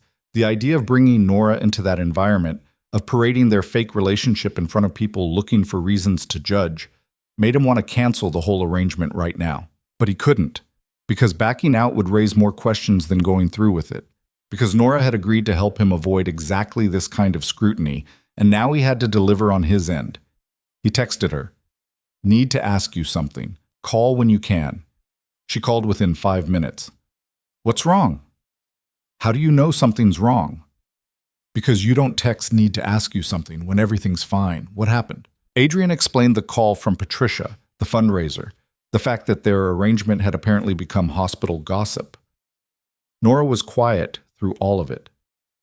"So they think you're dating someone inappropriate," she said finally. "They think I'm dating someone younger and possibly taking advantage of a power dynamic that doesn't actually exist. But they don't know that. They just see a successful doctor and a freelance designer and make assumptions." "Yes. And the solution is to show up to this fundraiser together and prove we're a real couple so they'll stop talking." "Essentially." Nora laughed, but it sounded hollow. "This is getting complicated." "I know, and if you want out, I understand. This isn't what you signed up for." "Neither did you, but here we are." "Here we are," Adrian agreed. A pause, then, "When's the fundraiser?" 3 weeks. Black tie, painfully boring, full of people who'll ask invasive questions. Sounds terrible. It is. I'll go. Adrian blinked. You will? We made a deal, Adrian. You show up for me, I show up for you. That hasn't changed just because some board member decided to stick her nose in your business. Something loosened in Adrian's chest. Thank you. Don't thank me yet. I've never been to a fancy hospital fundraiser. I'll probably say something wrong or use the wrong fork. There are multiple forks. That's how you know it's unnecessarily fancy. Nora laughed for real this time. Great, I can't wait. How's Lily? Better. Eating toast and watching cartoons, asking when you're coming back. She is? She likes you. Apparently you're more fun than I am. That's a low bar, Adrian. Still. Another pause, this one softer. I could come by later, after work, if you want company. Adrian thought about Lily's face when Nora had shown up yesterday. Thought about how much easier the evening had been with someone else there. Someone who knew how to make his daughter smile even when she felt awful. We'd like that, he said. Okay, I'll bring better movies this time. That dragon one was painful. Lily loved it. Lily has questionable taste. She's 6. Still questionable. Adrian smiled despite himself. See you later. Nora showed up at 5:30 with Thai food and a stack of movies she swore were better than the Dragon one. Lily, who was feeling well enough to have opinions again, immediately vetoed two of them and demanded they watch the one about the talking animals. "This isn't better," Adrian told Nora as they settled on the couch, Lily between them. "It has better animation," Nora defended. "The plot still makes no sense." "It's a kids' movie. The plot doesn't have to make sense. They watched it anyway." Lily provided running commentary, explaining every joke and plot point like they might miss something crucial.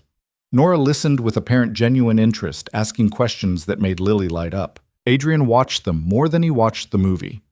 Watched the way Nora's face softened when Lily leaned against her. Watched the way his daughter's eyes kept flicking toward Nora, like she was making sure she was still there. Watched the ease between them that shouldn't exist yet, but did anyway. After the movie, Lily asked if Nora could read her a bedtime story. "If that's okay with your dad," Nora said. "It's fine," Adrian said, because it was. Because watching Nora settle into his daughter's room with a book was starting to feel normal in a way that should have terrified him. He cleaned up the dinner containers and listened to Nora's voice drift down the hallway, soft and steady, reading about some adventure involving mice and magic. When the story ended, he heard Lily ask, "Are you Daddy's girlfriend for real, or just for pretend?" Adrian froze. "What do you mean?" Nora asked carefully. "Maddie says sometimes grown-ups pretend to like each other so people won't ask questions. Is that what you're doing?" Silence. Adrian moved closer to the doorway, staying out of sight. "Your dad and I care about each other," Nora said finally. "That part's real. But you're not getting married?" "We just started dating, sweetheart. It's too early to talk about marriage." "My friend Emma's parents got married after 6 months. She showed me pictures. Every relationship is different. Your dad and I are taking things slow." "Because of me?" "No, honey, not because of you. Because we're both careful people who want to make sure we're doing the right thing." "I think you're doing the right thing. I like you." "I like you too." "Good." A pause. "Will you come back tomorrow?" "If your dad says it's okay." "He will. He's happier when you're here." Adrian's throat closed. He heard Nora say goodnight, heard her footsteps coming toward the door. He stepped back into the living room and tried to look like he hadn't just been eavesdropping. Nora appeared in the hallway. "She's almost asleep. Gave me a full interrogation first, though." "I heard." "Oh." Nora's cheeks colored. "How much?" "Enough." "She asked if we were pretending." "I know." "I didn't lie, but I didn't tell her the truth either. I'm sorry if that was wrong." "It wasn't wrong." Adrian moved closer. "What you said, that we care about each other, was that true?" Nora looked at him. "Yes." "Is that a problem?" "I don't know, maybe. Probably." "Because it's getting too real?" "Because I don't know how to do this. Any of this. I'm good at surgery, at diagnosis, at fixing things that are broken. But relationships, letting people in, I'm terrible at that." "You're not terrible at it." "I haven't had a real relationship in 3 years, Nora. The last person I let in walked out without warning and left me with a 6-year-old I had to explain abandonment to. I'm not good relationship material." "Maybe you're just scared." "Of course I'm scared. Do you know what happens when you care about someone? They leave. They get tired of your work schedule or your emotional unavailability or whatever other flaw you have, and they leave." "Not everyone leaves." "Enough people do." Nora stepped closer. "I'm not planning to leave. We're not even in a real relationship. Aren't we, though?" She gestured around the room. "I'm here, in your house, reading bedtime stories to your daughter and bringing you food when you forget to eat. That's not fake, Adrian. That's just us." "Us," Adrian repeated. The word felt foreign in his mouth. "Yeah, us. Whatever this is, it's not what we said it would be. And I think we need to decide if we're okay with that." Adrian looked at her. Really looked at her. Nora Blake, who'd walked into his life 2 weeks ago and somehow made herself essential. Who fit into the spaces he'd thought were permanently closed. Who cared about his daughter and showed up when he needed her and didn't run when things got complicated. "I'm not good at this," he said again. "I know, but maybe that's okay. Maybe we can figure it out together. What if I mess it up? Then we'll deal with it. But you don't get to use fear as an excuse to push me away. Not after everything." Adrian wanted to argue, wanted to list all the reasons this was a bad idea, all the ways it could go wrong, all the careful logic that had made the fake relationship feel safe in the first place. But Nora was standing in his living room looking at him like he was worth the risk, and Lily was asleep down the hall with a smile on her face, and for the first time in 3 years, Adrian wanted to try. "Okay," he said quietly. "Okay? We'll figure it out together." Nora smiled, and Adrian felt something fundamental shift in his chest. They'd started this as a performance, a mutually beneficial arrangement built on clear boundaries and defined endpoints. But standing there in his living room with Thai food containers still on the counter and his daughter's laughter still echoing in his ears, Adrian realized the performance had ended somewhere along the way. What they had now was real, messy and complicated and terrifying, but real. And maybe that was exactly what he needed. The 2 weeks before the fundraiser passed in a blur of normalcy that Adrian hadn't experienced in years. Nora started showing up at his house 3 or 4 times a week, sometimes with dinner, sometimes with work she needed to finish on her laptop while Lily did homework at the kitchen table. She folded herself into their routine so seamlessly that Adrian stopped questioning it and just let it happen. On Tuesday, she brought her design portfolio to show Lily, who spent an hour asking questions about fonts and colors with the seriousness of someone conducting a professional interview. On Thursday, Adrian came home from a late surgery to find Nora and Lily asleep on the couch, some animated movie frozen on the TV screen, Lily's head on Nora's shoulder and Nora's arm wrapped protectively around her. He'd stood there for 5 full minutes just watching them, trying to remember why he'd thought keeping people at a distance was safer than this. Friday afternoon, Marcus cornered him in the hospital cafeteria. "So," Marcus said, sitting down uninvited with a tray of something that barely qualified as food, "you and Nora are getting serious." "What makes you say that?" "Jenny saw her leaving your place at 7 in the morning last week. That's overnight stay territory, my friend." Adrian kept his face neutral, even though his mind was racing. Nora had stayed late helping Lily with a school project, hadn't left until almost midnight.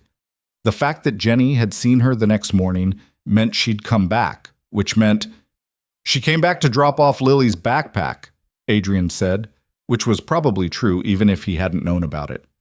Lily left it in her car. At 7 a.m.? Nora's an early riser. Marcus studied him with the expression of someone who knew he was being fed a line but couldn't quite prove it. "You know what? I don't care if you're lying. I'm just glad you're actually letting someone into your life." "I'm not lying." "Sure. And I'm not nosy. We both know our truths." Marcus took a bite of his sandwich, made a face, and pushed it aside. "Seriously, though, she's good for you. You seem lighter, less like you're carrying the weight of the entire world on your shoulders." Adrian considered that. He did feel lighter. The constant tension he'd carried for 3 years had started to ease, replaced by something he was afraid to name but couldn't deny. "She is good for me," Adrian admitted quietly. "Then don't screw it up." "You keep saying that like I'm planning to." "You're not planning to, but you're you, which means you'll overthink until you've convinced yourself there's a problem that doesn't exist." Marcus leaned forward. "Promise me something." "What?"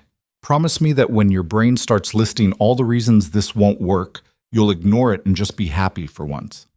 Adrian wanted to argue that happiness wasn't something you could just decide on, that he had legitimate concerns about bringing someone into Lily's life, that everything could still fall apart in spectacular fashion. But Marcus was looking at him with genuine concern, and the words stuck in his throat. "I'll try," Adrian said instead. "Good enough." That evening, Nora showed up with fabric swatches and a panicked expression. "I have no idea what to wear to this fundraiser," she announced, spreading samples across Adrian's kitchen counter. "I've been looking at dresses online for 3 days, and they're all either too expensive or too revealing or too, I don't know, too something." Lily appeared from the living room, drawn by the promise of fashion crisis. "What are these?" "Fabric samples. I'm trying to figure out what color dress to get." "The blue one." Lily pointed without hesitation. "It matches Daddy's eyes." Adrian looked at the swatch, deep navy, elegant, understated. "I don't have blue eyes." "Yes, you do. They're blue-gray. Miss Nora, he has blue-gray eyes, right?" Nora looked at Adrian, really looked at him, and he felt heat creep up his neck. "Blue-gray?" she confirmed. "Lily's right." "The blue one, then," Lily declared with finality. "What about this one?" Nora held up a burgundy sample. Too red. You need blue. She's very decisive, Nora said to Adrian. She gets it from me. You're decisive about everything except feelings. Adrian raised an eyebrow. Is that right? Completely right. You'll make a split-second surgical decision, but spend 3 days agonizing over whether to text me good morning. I don't agonize. You sent me 4 different versions of the same text last Tuesday. I got the notifications. Lily giggled. Daddy does that to me too. He'll say goodnight like 5 times. I do not... Adrian stopped. They were both looking at him with identical knowing expressions. Fine. Maybe I overthink some things. Some things, Nora repeated, grinning. Can we focus on the dress situation? Blue, Lily said again. Final answer. So Nora ordered a navy dress from a boutique downtown and made Adrian promise not to let her chicken out of the fundraiser at the last minute. He promised, even though he was half tempted to chicken out himself. The week of the fundraiser, everything went sideways. It started Monday when a colleague mentioned seeing Nora with another man at a coffee shop downtown. Adrian knew it was probably work-related. Nora met clients all the time, but the comment lodged in his brain and wouldn't leave. Tuesday brought an email from Patricia Simmons reminding him that his guest needed to be registered for the event and asking pointed questions about Nora's background that felt more like vetting than curiosity. Wednesday. Lily came home from school crying because some kid had asked why her mom wasn't around, and she didn't know what to say. Adrian held her while she sobbed into his shirt and tried not to feel like he was failing at every aspect of parenting. Thursday, the hospital administrator called to discuss Adrian's upcoming contract renewal and mentioned, almost casually, that board members had expressed concern about his recent personal choices affecting his professional judgment. Adrian had hung up before saying something he'd regret, but the anger stayed with him all day. By Friday, he was wound so tight that when Nora texted asking if they were still on for dinner before the fundraiser tomorrow, he almost said no. Instead, he said, "We need to talk." She called immediately. "What's wrong? Can you come over? I'll be there in 20 minutes. She made it in 15. Adrian was pacing the living room when she arrived, Lily safely at a sleepover so they could talk without little ears listening. "Okay," Nora said, closing the door behind her. "You're freaking out. What happened?" "The hospital board is questioning my judgment. Someone saw you with another man. Lily's getting questions at school about her mother. Patricia Simmons is essentially running a background check on you. This is exactly what I was trying to avoid." Nora stood very still. "The man was a client. We were discussing a rebranding project." "I know that, but they don't. And explaining it makes us look defensive." "So what do you want to do?" "I don't know. Maybe this whole thing was a mistake." The words hung in the air between them. Nora's face went carefully blank, the same expression she'd worn at Marcus's party when those women had cornered her. "Which thing?" she asked quietly. "The fake relationship or the real one?" Adrian stopped pacing. That's not what I meant." "Then what did you mean? Because from where I'm standing, it sounds like you're looking for an exit." "I'm trying to protect you and Lily. If this blows up..." "If what blows up, Adrian? Us being together? Because last I checked, we're not doing anything wrong." "The board thinks otherwise." "The board can think whatever they want. That doesn't make them right. It makes them influential. They control my contract, my position, my entire career." "So you're willing to end this because some rich people on a board don't approve?" Nora's voice had gone sharp. "That's what this is?" "You don't understand the politics involved. Then explain them to me instead of making decisions for both of us." Adrian ran his hands through his hair. "I've worked my entire life to get where I am. Every decision I've made has been about building stability for Lily, about making sure she has everything she needs. I can't throw that away." "I'm not asking you to throw anything away. I'm asking you to fight for something instead of running from it." "I don't run. You're doing it right now." Nora grabbed her bag. "You know what? You're right. This was a mistake. Not because of the board or the gossip or any of that, because you're so terrified of losing control that you'll sabotage something good just to avoid the possibility of it hurting later." Nora saw... "I'm going home. Call me when you figure out what you actually want." She was out the door before Adrian could form a response. He stood there in his empty living room, heart pounding, and tried to convince himself he'd done the right thing. The silence didn't agree. He called Marcus at 11 p.m. This better be an emergency, Marcus answered, voice thick with sleep. I think I just ruined everything. With Nora? Yes. What did you do? Adrian explained the whole situation, the board, the pressure, the fight, the things he'd said that he couldn't take back. Marcus listened without interrupting, which was how Adrian knew it was bad. You're an idiot, Marcus said when he finished. Thank you. Very helpful. I'm serious. You have this woman who clearly cares about you, who's been nothing but good to you and Lily, and you're pushing her away because you're scared. I'm not scared. You're terrified. You've been terrified since the day we met. But Adrian, being scared is not a good enough reason to be alone. What if it all falls apart? What if she realizes I'm not worth the trouble and leaves like Lily's mom? Marcus cut him off. Nora is not her. Stop punishing Nora for someone else's choices. Adrian sank onto the couch. I don't know how to do this. How to be with someone without waiting for it to end. You just do it. You show up, you try, you let yourself be vulnerable even though it's terrifying. That's what relationships are. What if I can't? Then you'll lose her, and you'll spend the rest of your life wondering what would have happened if you'd just been brave enough to try. After Marcus hung up, Adrian sat in the dark and thought about the past 3 weeks. Thought about Nora reading to Lily, about her showing up with soup when his daughter was sick, about the way she'd looked at him when she said they could figure things out together. Thought about the fear in her eyes tonight when he'd suggested this was all a mistake. He'd hurt her, pushed her away because he was terrified of being left first. And now he had to decide if his fear was more important than the best thing that had happened to him in years. His phone buzzed. A text from Lily, sent from her friend's mom's phone. Did you and Miss Nora have a fight? Emma's mom said you looked upset when you dropped me off. Adrian closed his eyes. Even his 6-year-old could see through him. He texted back, We had a disagreement. It's okay. Are you still going to the party tomorrow?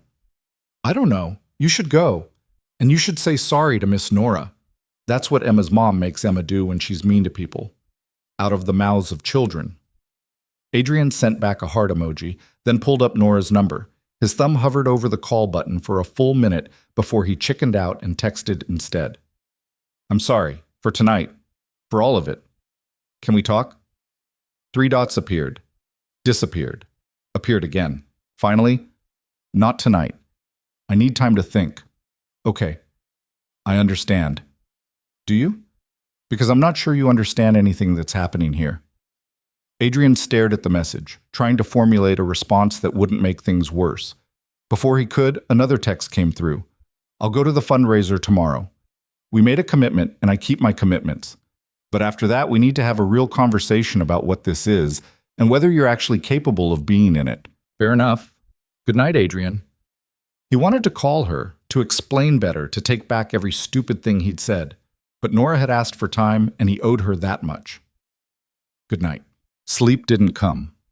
Adrian lay in bed running through the conversation on repeat, cataloging every moment he could have handled differently. By morning, he'd given up on rest and started preparing for the fundraiser with the enthusiasm of someone preparing for surgery, methodical, detached, focused on the mechanics rather than the meaning. He picked up Lily from her sleepover at 9. She took one look at his face and said, You didn't say sorry yet, did you? I texted. That doesn't count. You have to say it for real. I will. Tonight. You promise? I promise. Lily seemed satisfied with that. She chattered about the sleepover while Adrian made breakfast and tried not to check his phone every 30 seconds for messages that weren't coming. At 6 p.m., he dropped Lily at Sarah's and headed downtown to pick up Nora. She'd texted her address earlier with no additional commentary, and Adrian took that as permission to proceed with the plan. She was waiting outside when he pulled up, and Adrian's breath caught. The navy dress fit her perfectly, simple and elegant, making her eyes look impossibly green. She'd done something with her hair, pulled it back somehow, exposing the line of her neck, and Adrian had the sudden visceral realization that he was an absolute fool. Hi, she said, climbing into the car. Her voice was polite, distant. You look beautiful. Thank you. They drove in silence. Adrian tried to find words that weren't inadequate, but everything he considered felt too small for what he needed to say. Nora. Not yet, she interrupted. Let's get through tonight first, then we'll talk. Okay. The fundraiser was exactly as terrible as Adrian had anticipated. The hotel ballroom was full of people in expensive clothes making small talk that meant nothing, all while a string quartet played in the corner and servers circulated with champagne that cost more per glass than Adrian's first car.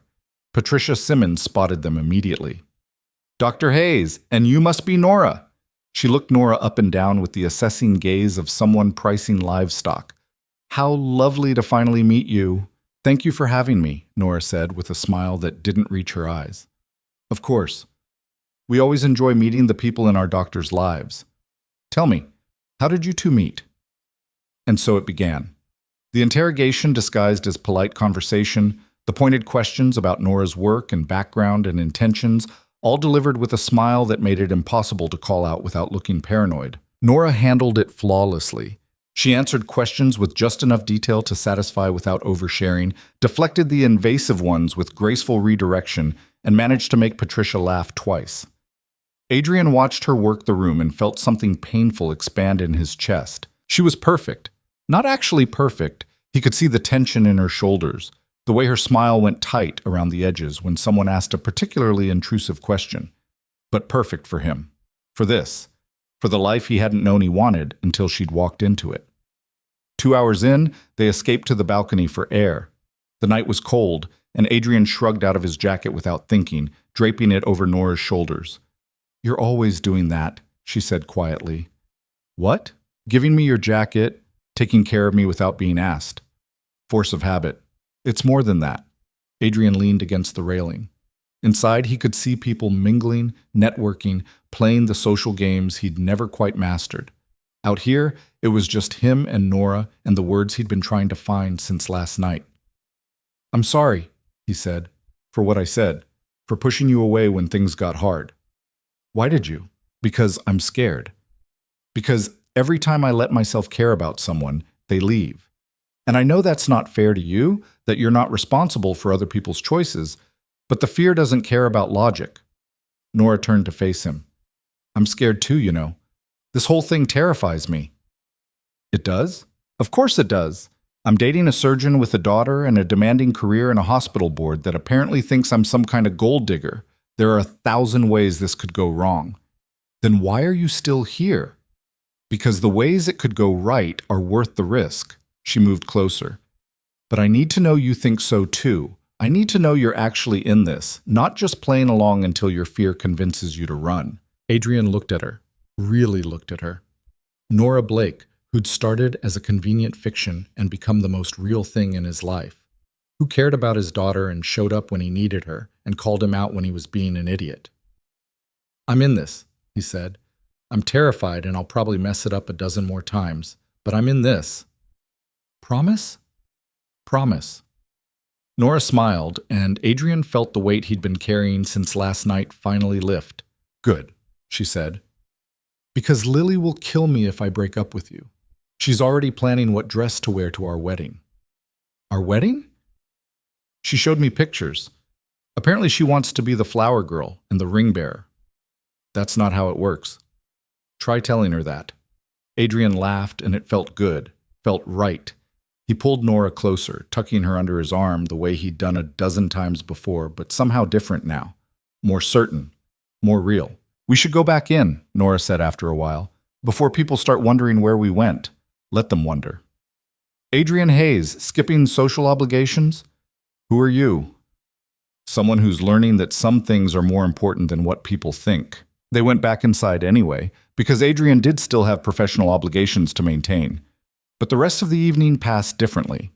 He kept Nora close, introduced her to colleagues with genuine pride rather than obligation. And when Patricia Simmons cornered him near the end of the night with another veiled warning about his reputation, he smiled politely and said, "I appreciate your concern, but my personal life is not up for board review." Patricia blinked. "I'm simply trying to protect the hospital's interests. And I'm simply trying to live my life. If the board has concerns about my professional performance, I'm happy to address them. But who I date is not a performance metric." He walked away before she could respond, feeling lighter than he had in days. In the car afterward, Nora was quiet. "You okay?" Adrian asked. You stood up to her, to the board. I did. Why? Because you were right. I was so worried about protecting my career that I forgot what I was building that career for. Stability, yes. Security, absolutely. But also a life worth living. And a life worth living includes you. Nora's eyes went bright. That might be the most romantic thing you've ever said. I'm not particularly romantic. You're more romantic than you think. You just express it in weird doctor ways. Adrian pulled up in front of her building. Neither of them moved to get out. Come upstairs, Nora said. Are you sure? I'm sure. We've been doing this backward. Fake dating that became real dating. Maybe it's time we actually had a real date. Coffee, conversation, no audience. So Adrian followed her up to her apartment, which was exactly as he'd imagined it. Organized chaos, design samples covering every surface. That weird cabinet placement she'd mentioned. They made coffee that was significantly better than the hospital cafeterias and sat on her couch talking until 2 in the morning about nothing important and everything that mattered. And when Adrian finally left, Nora walked him to the door and kissed him goodnight. Brief and soft and perfect. See you tomorrow, she asked. Lily's expecting you for pancakes at 9. Then I'll be there at 9. Adrian drove home with the taste of coffee and possibility on his lips, thinking that maybe Marcus was right.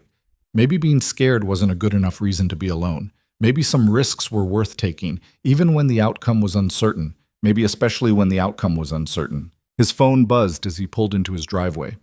A text from Nora. Thank you for tonight. For choosing us. Adrian typed back. Thank you for waiting while I figured it out. Always. That single word settled into Adrian's chest and stayed there, warm and solid and real. He went inside thinking about tomorrow's pancakes, about Lily's face when Nora showed up, about the life they were building together piece by uncertain piece. It wasn't perfect. It was messy and complicated and came with hospital boards and ex-partners and all the baggage that real life entailed. But it was theirs, and that was enough. More than enough. It was everything. Nora showed up at 9:03 the next morning with a bag of blueberries and dark circles under her eyes that suggested she'd slept about as much as Adrian had.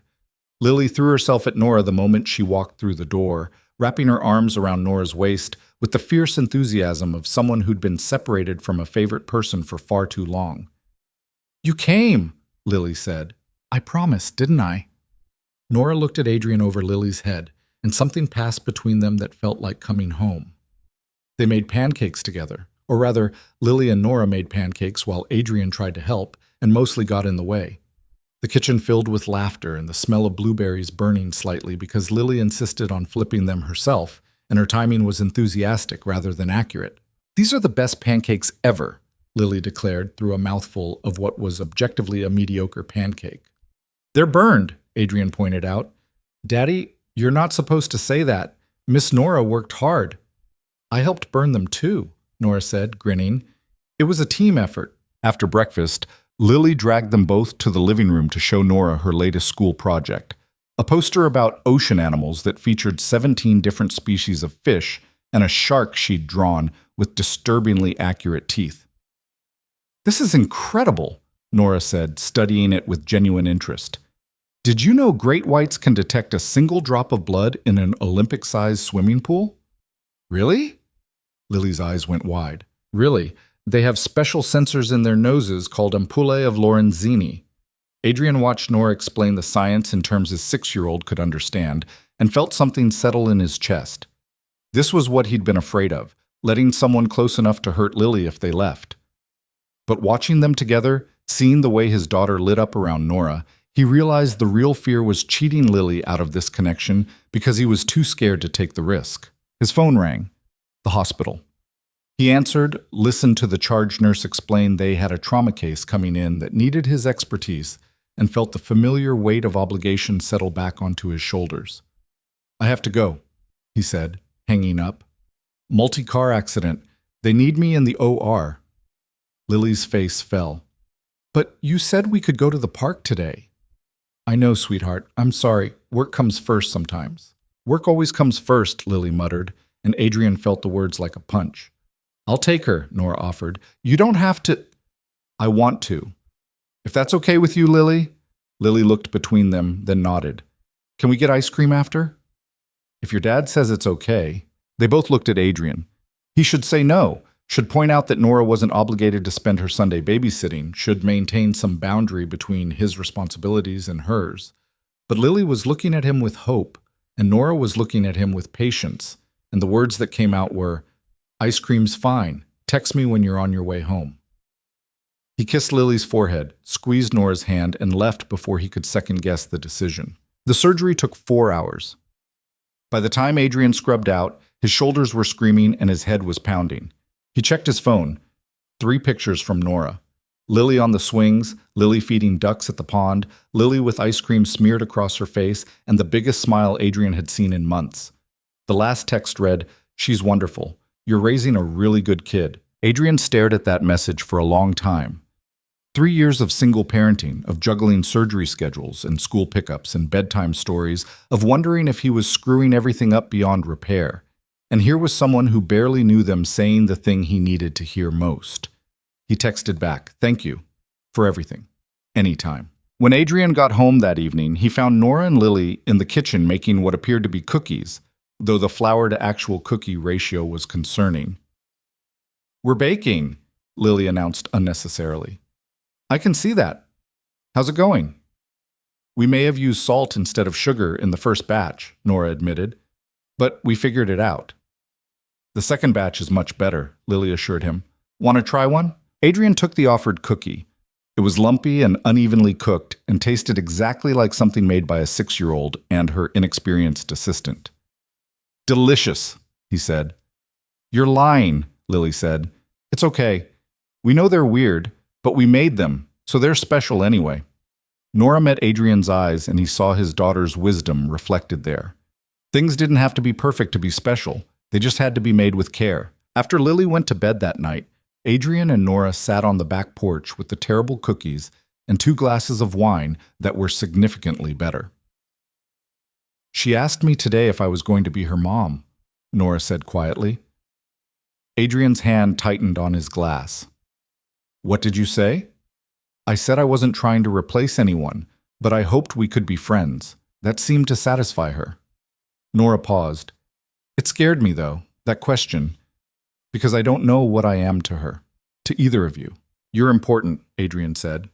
"To both of us." "Important how?" "I don't know. I'm still figuring that out." He set down his glass.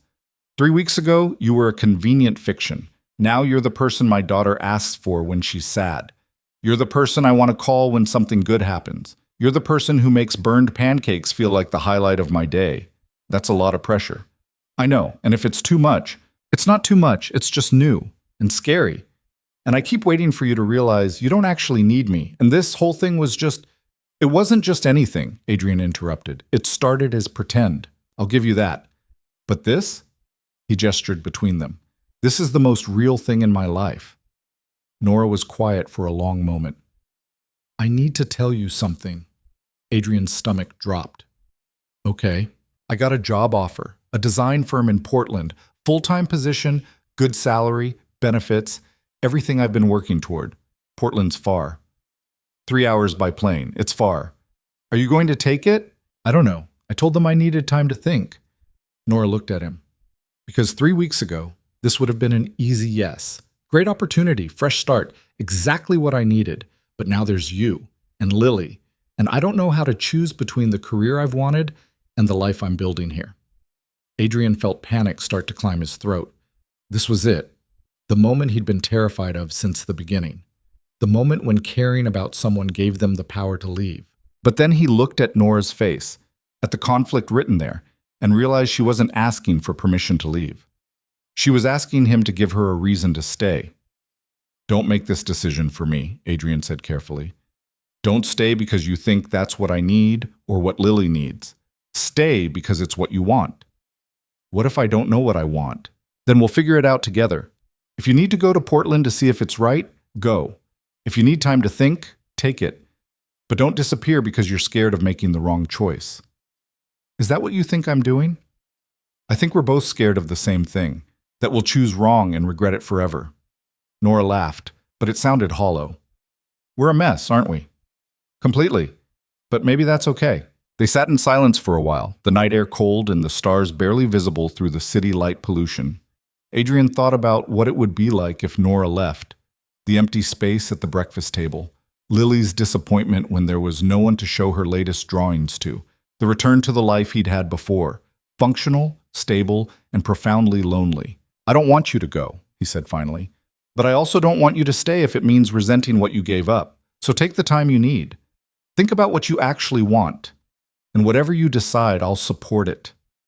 Even if I choose Portland? Even then, though I reserve the right to be quietly devastated." Nora smiled. "Quietly devastated. Very you. I'm working on expressing emotions. It's a process." She shifted closer, resting her head on his shoulder. "Can I tell you what I'm most scared of?" "Please." "I'm scared that I'll choose wrong, that I'll stay and you'll realize I'm not worth the complication, or I'll go and realize I walked away from the best thing that ever happened to me." She paused. "My ex used to say I was too cautious, that I overthought everything until I'd talked myself out of taking any risks. And he was right. I'm terrified of making mistakes." Everyone's terrified of making mistakes. Not like this.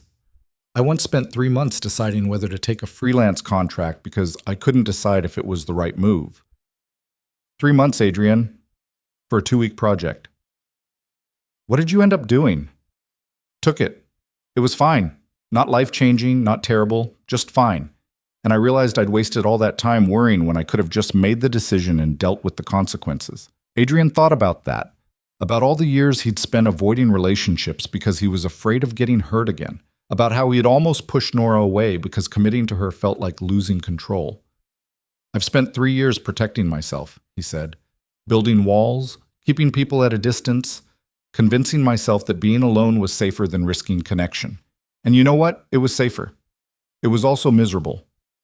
So what changed?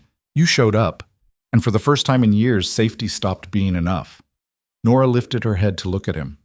"That's actually profound. Don't sound so surprised. You're usually more emotionally constipated than profound." "I'm learning." "Because of me?" "Because of you. Because of Lily. Because I finally realized that protecting myself from hurt also meant protecting myself from everything good." Nora kissed him then, slow and sweet, and Adrian felt some fundamental piece of himself click into place. This was what he'd been missing. Not perfection, not certainty, just connection with someone who understood that being scared was part of being human. When they broke apart, Nora said, "I need a week to think about Portland, to talk to the firm, to figure out what I actually want instead of what I think I should want. Okay? And I need you to not disappear on me during that week. No pulling away to protect yourself, no preparing for me to leave. Just be here." "I can do that." "Promise?" "Promise." The week that followed was harder than Adrian anticipated, not because Nora was distant. She wasn't. She still came over for dinner, still helped Lily with homework, still texted him random thoughts throughout the day. But there was a weight to every interaction, an awareness that they were in liminal space between one future and another. On Wednesday, Adrian found himself in Marcus's office during a rare lunch break, picking at a salad he didn't want and trying not to check his phone every 30 seconds. "You're spiraling," Marcus observed. "I'm not spiraling. You've checked your phone 6 times in the last 2 minutes. That's spiraling." Adrian put the phone down. "She's deciding whether to move to Portland for a job. And you're respecting her process while quietly losing your mind?" Essentially, Marcus leaned back in his chair. "Can I tell you something that's going to sound harsh? Have I ever been able to stop you?" "Fair point. Here it is. You can't control this. You can't logic your way into the outcome you want or perform the perfect boyfriend routine to convince her to stay. She's going to make whatever decision she makes, and you just have to trust that it'll be the right one." "That's not comforting." "It's not supposed to be comforting. It's supposed to be true." Marcus paused. "You love her, don't you?" Adrian opened his mouth to deflect, to say it was too soon or too complicated or any of the other excuses he'd been using for weeks. But sitting there in his best friend's office with terrible hospital food and worse lighting, he couldn't find the energy to lie. "Yes," he said simply. "Have you told her?" "No." "Why not?" "Because what if she leaves anyway? What if I say it and it's not enough? Or what if you don't say it and she leaves thinking you don't care enough to fight for her?" Adrian hadn't considered that. He'd been so focused on protecting himself from rejection that he hadn't thought about what his silence might communicate. You're saying I should tell her. I'm saying you should be honest about how you feel, about what you want, about all of it, and then let her make her decision with all the information. That evening, Adrian came home to find Nora already there. She'd let herself in with the key he'd given her last week, a gesture that had felt momentous at the time and now felt terrifyingly temporary. Lily's at art class, Nora said. I picked her up from school and dropped her off. Sarah's getting her in an hour. You didn't have to do that. I know, I wanted to. Besides, I needed to talk to you. Adrian's heart sank. This was it. She'd made her decision, and from the serious expression on her face, it wasn't the one he'd been hoping for. Okay, he said, because what else could he say? Nora sat down on the couch, and Adrian sat beside her, keeping a careful distance that felt wrong. I went to Portland, Nora said. Yesterday. Flew out in the morning, met with the firm, flew back last night. How was it? Amazing. The office is beautiful. The team is talented. The projects they're working on are exactly the kind of work I've always wanted to do. She paused. I could be happy there. But I kept thinking about Lily showing me her shark project, about making terrible pancakes in your kitchen, about the way you look at me like I'm someone worth knowing, even when I'm overthinking everything and driving myself crazy. Nora took a breath. I kept thinking that Portland could give me a career I'd love, but being here gives me a life I love. Hope fluttered in Adrian's chest, fragile and terrifying. What are you saying? I'm saying I called them this morning and turned down the offer. I'm staying. Adrian couldn't breathe. You're sure? I'm terrified, but yes, I'm sure. Nora moved closer. I spent 3 days trying to make this decision logically, weighing pros and cons and future projections. And then I realized I was doing exactly what my ex said, overthinking until I talked myself out of taking a risk. So I stopped thinking and started feeling. And what I feel is that I want to be here. With you. With Lily. Building whatever this is into something real. It's already real. Then building it into something lasting. Something that scares me less than the alternative. Adrian pulled her close, burying his face in her hair, trying not to let her feel how badly his hands were shaking. I love you, he said, the words muffled but clear enough. I should have said it sooner, should have given you that information before you made this decision, but I love you and I'm terrified and I have no idea how to do this, but I want to try. Nora pulled back to look at him. Her eyes were bright. Say it again. I love you. Again. I love you. I love the way you make burned pancakes with my daughter. I love that you remember stupid details I mentioned in passing. I love that you're scared, but you're brave enough to choose this anyway. I love you. Nora kissed him, and it tasted like relief and promise, and the beginning of something neither of them could control, but both of them wanted. I love you too, she said against his mouth. In case that wasn't obvious. It wasn't obvious. You should probably say it more. I love you. I love your terrible sense of humor that nobody else gets. I love how seriously you take being Lily's dad. I love that you're learning to be vulnerable even though it goes against every instinct you have. I love you. They stayed like that for a long time, wrapped up in each other on the couch, and Adrian felt something he hadn't felt in years. Certainty. Not about the future, not about how everything would work out, but about this moment and this person and the choice they were both making to try. When Sarah dropped Lily off an hour later, they told her together. Nora's staying, Adrian said. She had a job opportunity in another city, but she decided to stay here instead. Lily looked at Nora with an expression far too knowing for a 6-year-old. Because of us? Because of lots of reasons, Nora said. But you two are definitely part of it. Good, Lily said simply. I didn't want you to go. I'm not going anywhere. Over the next few months, they figured out what staying meant. Nora took on more local clients, building a reputation that didn't require relocating. Adrian worked on leaving the hospital at reasonable hours, on being present instead of just available. Lily adjusted to having Nora around constantly, and while it wasn't always smooth, there were arguments about bedtime and vegetables, and whether 6 was old enough for a phone, it felt like building something rather than maintaining something. The hospital board eventually stopped caring about Adrian's personal life. helped by the fact that his surgical outcomes remained excellent and his research was getting national attention. Patricia Simmons even sent Nora a terse congratulations email when one of her designs won a regional award, which Nora framed as proof that even judgmental board members could be won over with enough patience. Marcus and Jenny became regular fixtures at Sunday dinners, along with Lily's rotating cast of school friends who all seemed to adore Nora and her willingness to explain complicated concepts in ways they could understand. The house filled with noise and laughter, and the particular chaos that came with blended families figuring out how to blend. It wasn't perfect. Adrian still struggled with vulnerability, still had moments where his instinct was to pull away instead of lean in.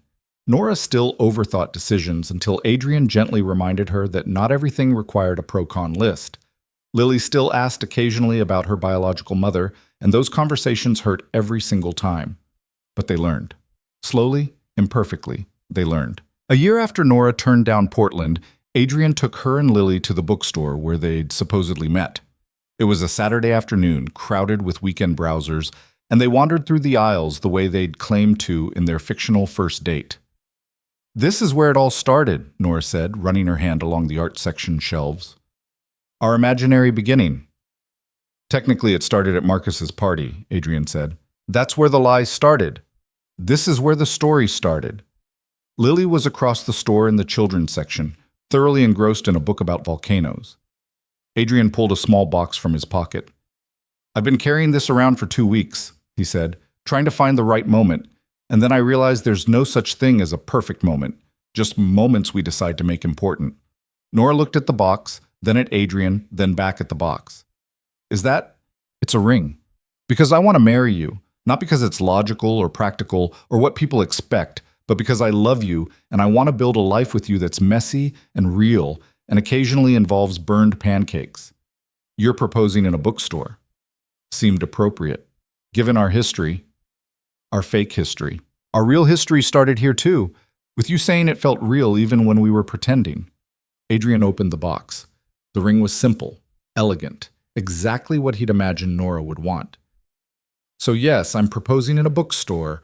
Nora Blake, will you marry me?" Nora laughed and her eyes were wet. "You're supposed to be on one knee." "I'm a surgeon. My knees are valuable." "Adrian." He got on one knee. The floor was hard and there were people staring, and Lily had noticed something was happening and was running over. None of it mattered. "Will you marry me?" he asked again. "Yes," Nora said. "Yes, of course, yes." Lily reached them just as Adrian slipped the ring onto Nora's finger. "Are you getting married?" she demanded. "We are," Nora confirmed. "Can I be the flower girl and the ring bearer?" "We'll figure something out," Adrian promised. They bought the volcano book and walked out of the bookstore as an engaged couple, Lily between them chattering about wedding colors and whether they could have a dinosaur cake. Adrian held Nora's hand and thought about how far they'd come from that first awkward conversation at Marcus's party. They'd started as strangers playing at connection. They'd become something real through trial and error, through showing up even when it was hard, through choosing each other again and again until the choosing became habit. The wedding happened 6 months later in Marcus and Jenny's backyard, because Marcus claimed partial credit for their relationship and insisted on hosting. It was small, just close friends and family. Lily, in a yellow dress carrying both flowers and rings in a complicated system she'd designed herself. Nora, in the navy dress from the fundraiser, because Lily insisted it was lucky. Adrian's vows were short and honest. "I promise to keep learning how to be vulnerable. I promise to make terrible pancakes and give you my jacket in the rain. I promise to choose you every day, even when it's scary, especially when it's scary." Nora's were longer, more eloquent, but they boiled down to the same thing: choosing each other, showing up, building something real out of what had started as pretend. When the officiant pronounced them married, Lily cheered louder than anyone, and Adrian kissed his wife, thinking about second chances and fresh starts, and the particular courage it took to let someone in. Later that night, after the guests had left and Lily was asleep at Marcus's house for a sleepover, Adrian and Nora sat on their back porch. Her things had moved in gradually over the months, until one day they'd realized this was their house, not his, and talked about the future. "Are you happy?" Nora asked. "Yes." "Are you?" "Terrified and happy, which seems to be my default state these days." Adrian pulled her closer. I think that's just what love is, being terrified and choosing it anyway. Very philosophical. I'm growing as a person. You really are. Nora was quiet for a moment. Can I tell you something I learned? Always. I spent my whole life trying to make perfect decisions, trying to control outcomes and avoid mistakes. And I thought the smart thing was to protect myself, to not take risks that might end badly. She looked at him. But the best decision I ever made was the one that scared me most. Agreeing to pretend to be your girlfriend. Staying when I could have left. Choosing this life even though I had no guarantee it would work out. And I learned that sometimes the smart choice and the safe choice aren't the same thing. Sometimes the smart choice is the one that scares you because that's the one that means something. Adrian thought about that, about how he'd spent years prioritizing safety over happiness, control over connection, about how one impulsive lie at a dinner party had unraveled every careful wall he'd built. I learned something too, he said. I learned that perfect doesn't exist. I was so focused on creating the perfect life for Lily, stable, predictable, safe, that I forgot to show her what it means to actually live, to take risks, to care about people even when it's scary, to choose happiness even when it's not guaranteed. That's good. You should tell her that someday. I will, when she's older and asking for relationship advice that I'm completely unqualified to give. Nora laughed. You're more qualified than you think. You figured it out eventually, with significant help. That's what partnerships are, figuring it out together. They sat in comfortable silence, watching the stars emerge one by one. Adrian thought about the future, about Lily growing up with a mother figure who loved her, about building a practice that allowed for work-life balance, about all the ordinary moments that would make up their extraordinary life. But mostly he thought about this. The quiet evenings and easy companionship, the certainty that came from choosing someone and being chosen in return, the knowledge that whatever came next, they'd face it together. Because that was the thing about love, Adrian had learned. It wasn't about finding someone perfect or creating a perfect life. It was about finding someone who made the imperfect life worth living. Someone who showed up for burned pancakes and late-night worries and all the messy, complicated, beautiful moments in between. Nora had started as a convenient fiction, a solution to a social problem. She'd become his partner, his wife, his proof that sometimes the best things in life were the ones you didn't plan for. I love you, Adrian said, because he'd learned that saying it never got old. I love you too, Nora replied, because she'd learned the same thing, and in the end, that was enough. More than enough. It was everything. The truth was, Adrian realized, they'd both been pretending long before they met. Pretending they were fine alone. Pretending safety was better than connection. Pretending they didn't need anyone. The lie they'd told at Marcus's party hadn't been that they were together. The lie had been all the years before, when they'd convinced themselves that being alone was a choice rather than a fear. What they'd built together wasn't perfect. It was messy and complicated and occasionally involved terrible pancakes. But it was real in a way that nothing else had ever been, and that reality was worth every risk they'd taken to find it. Some performances, it turned out, were too convincing to ever really end.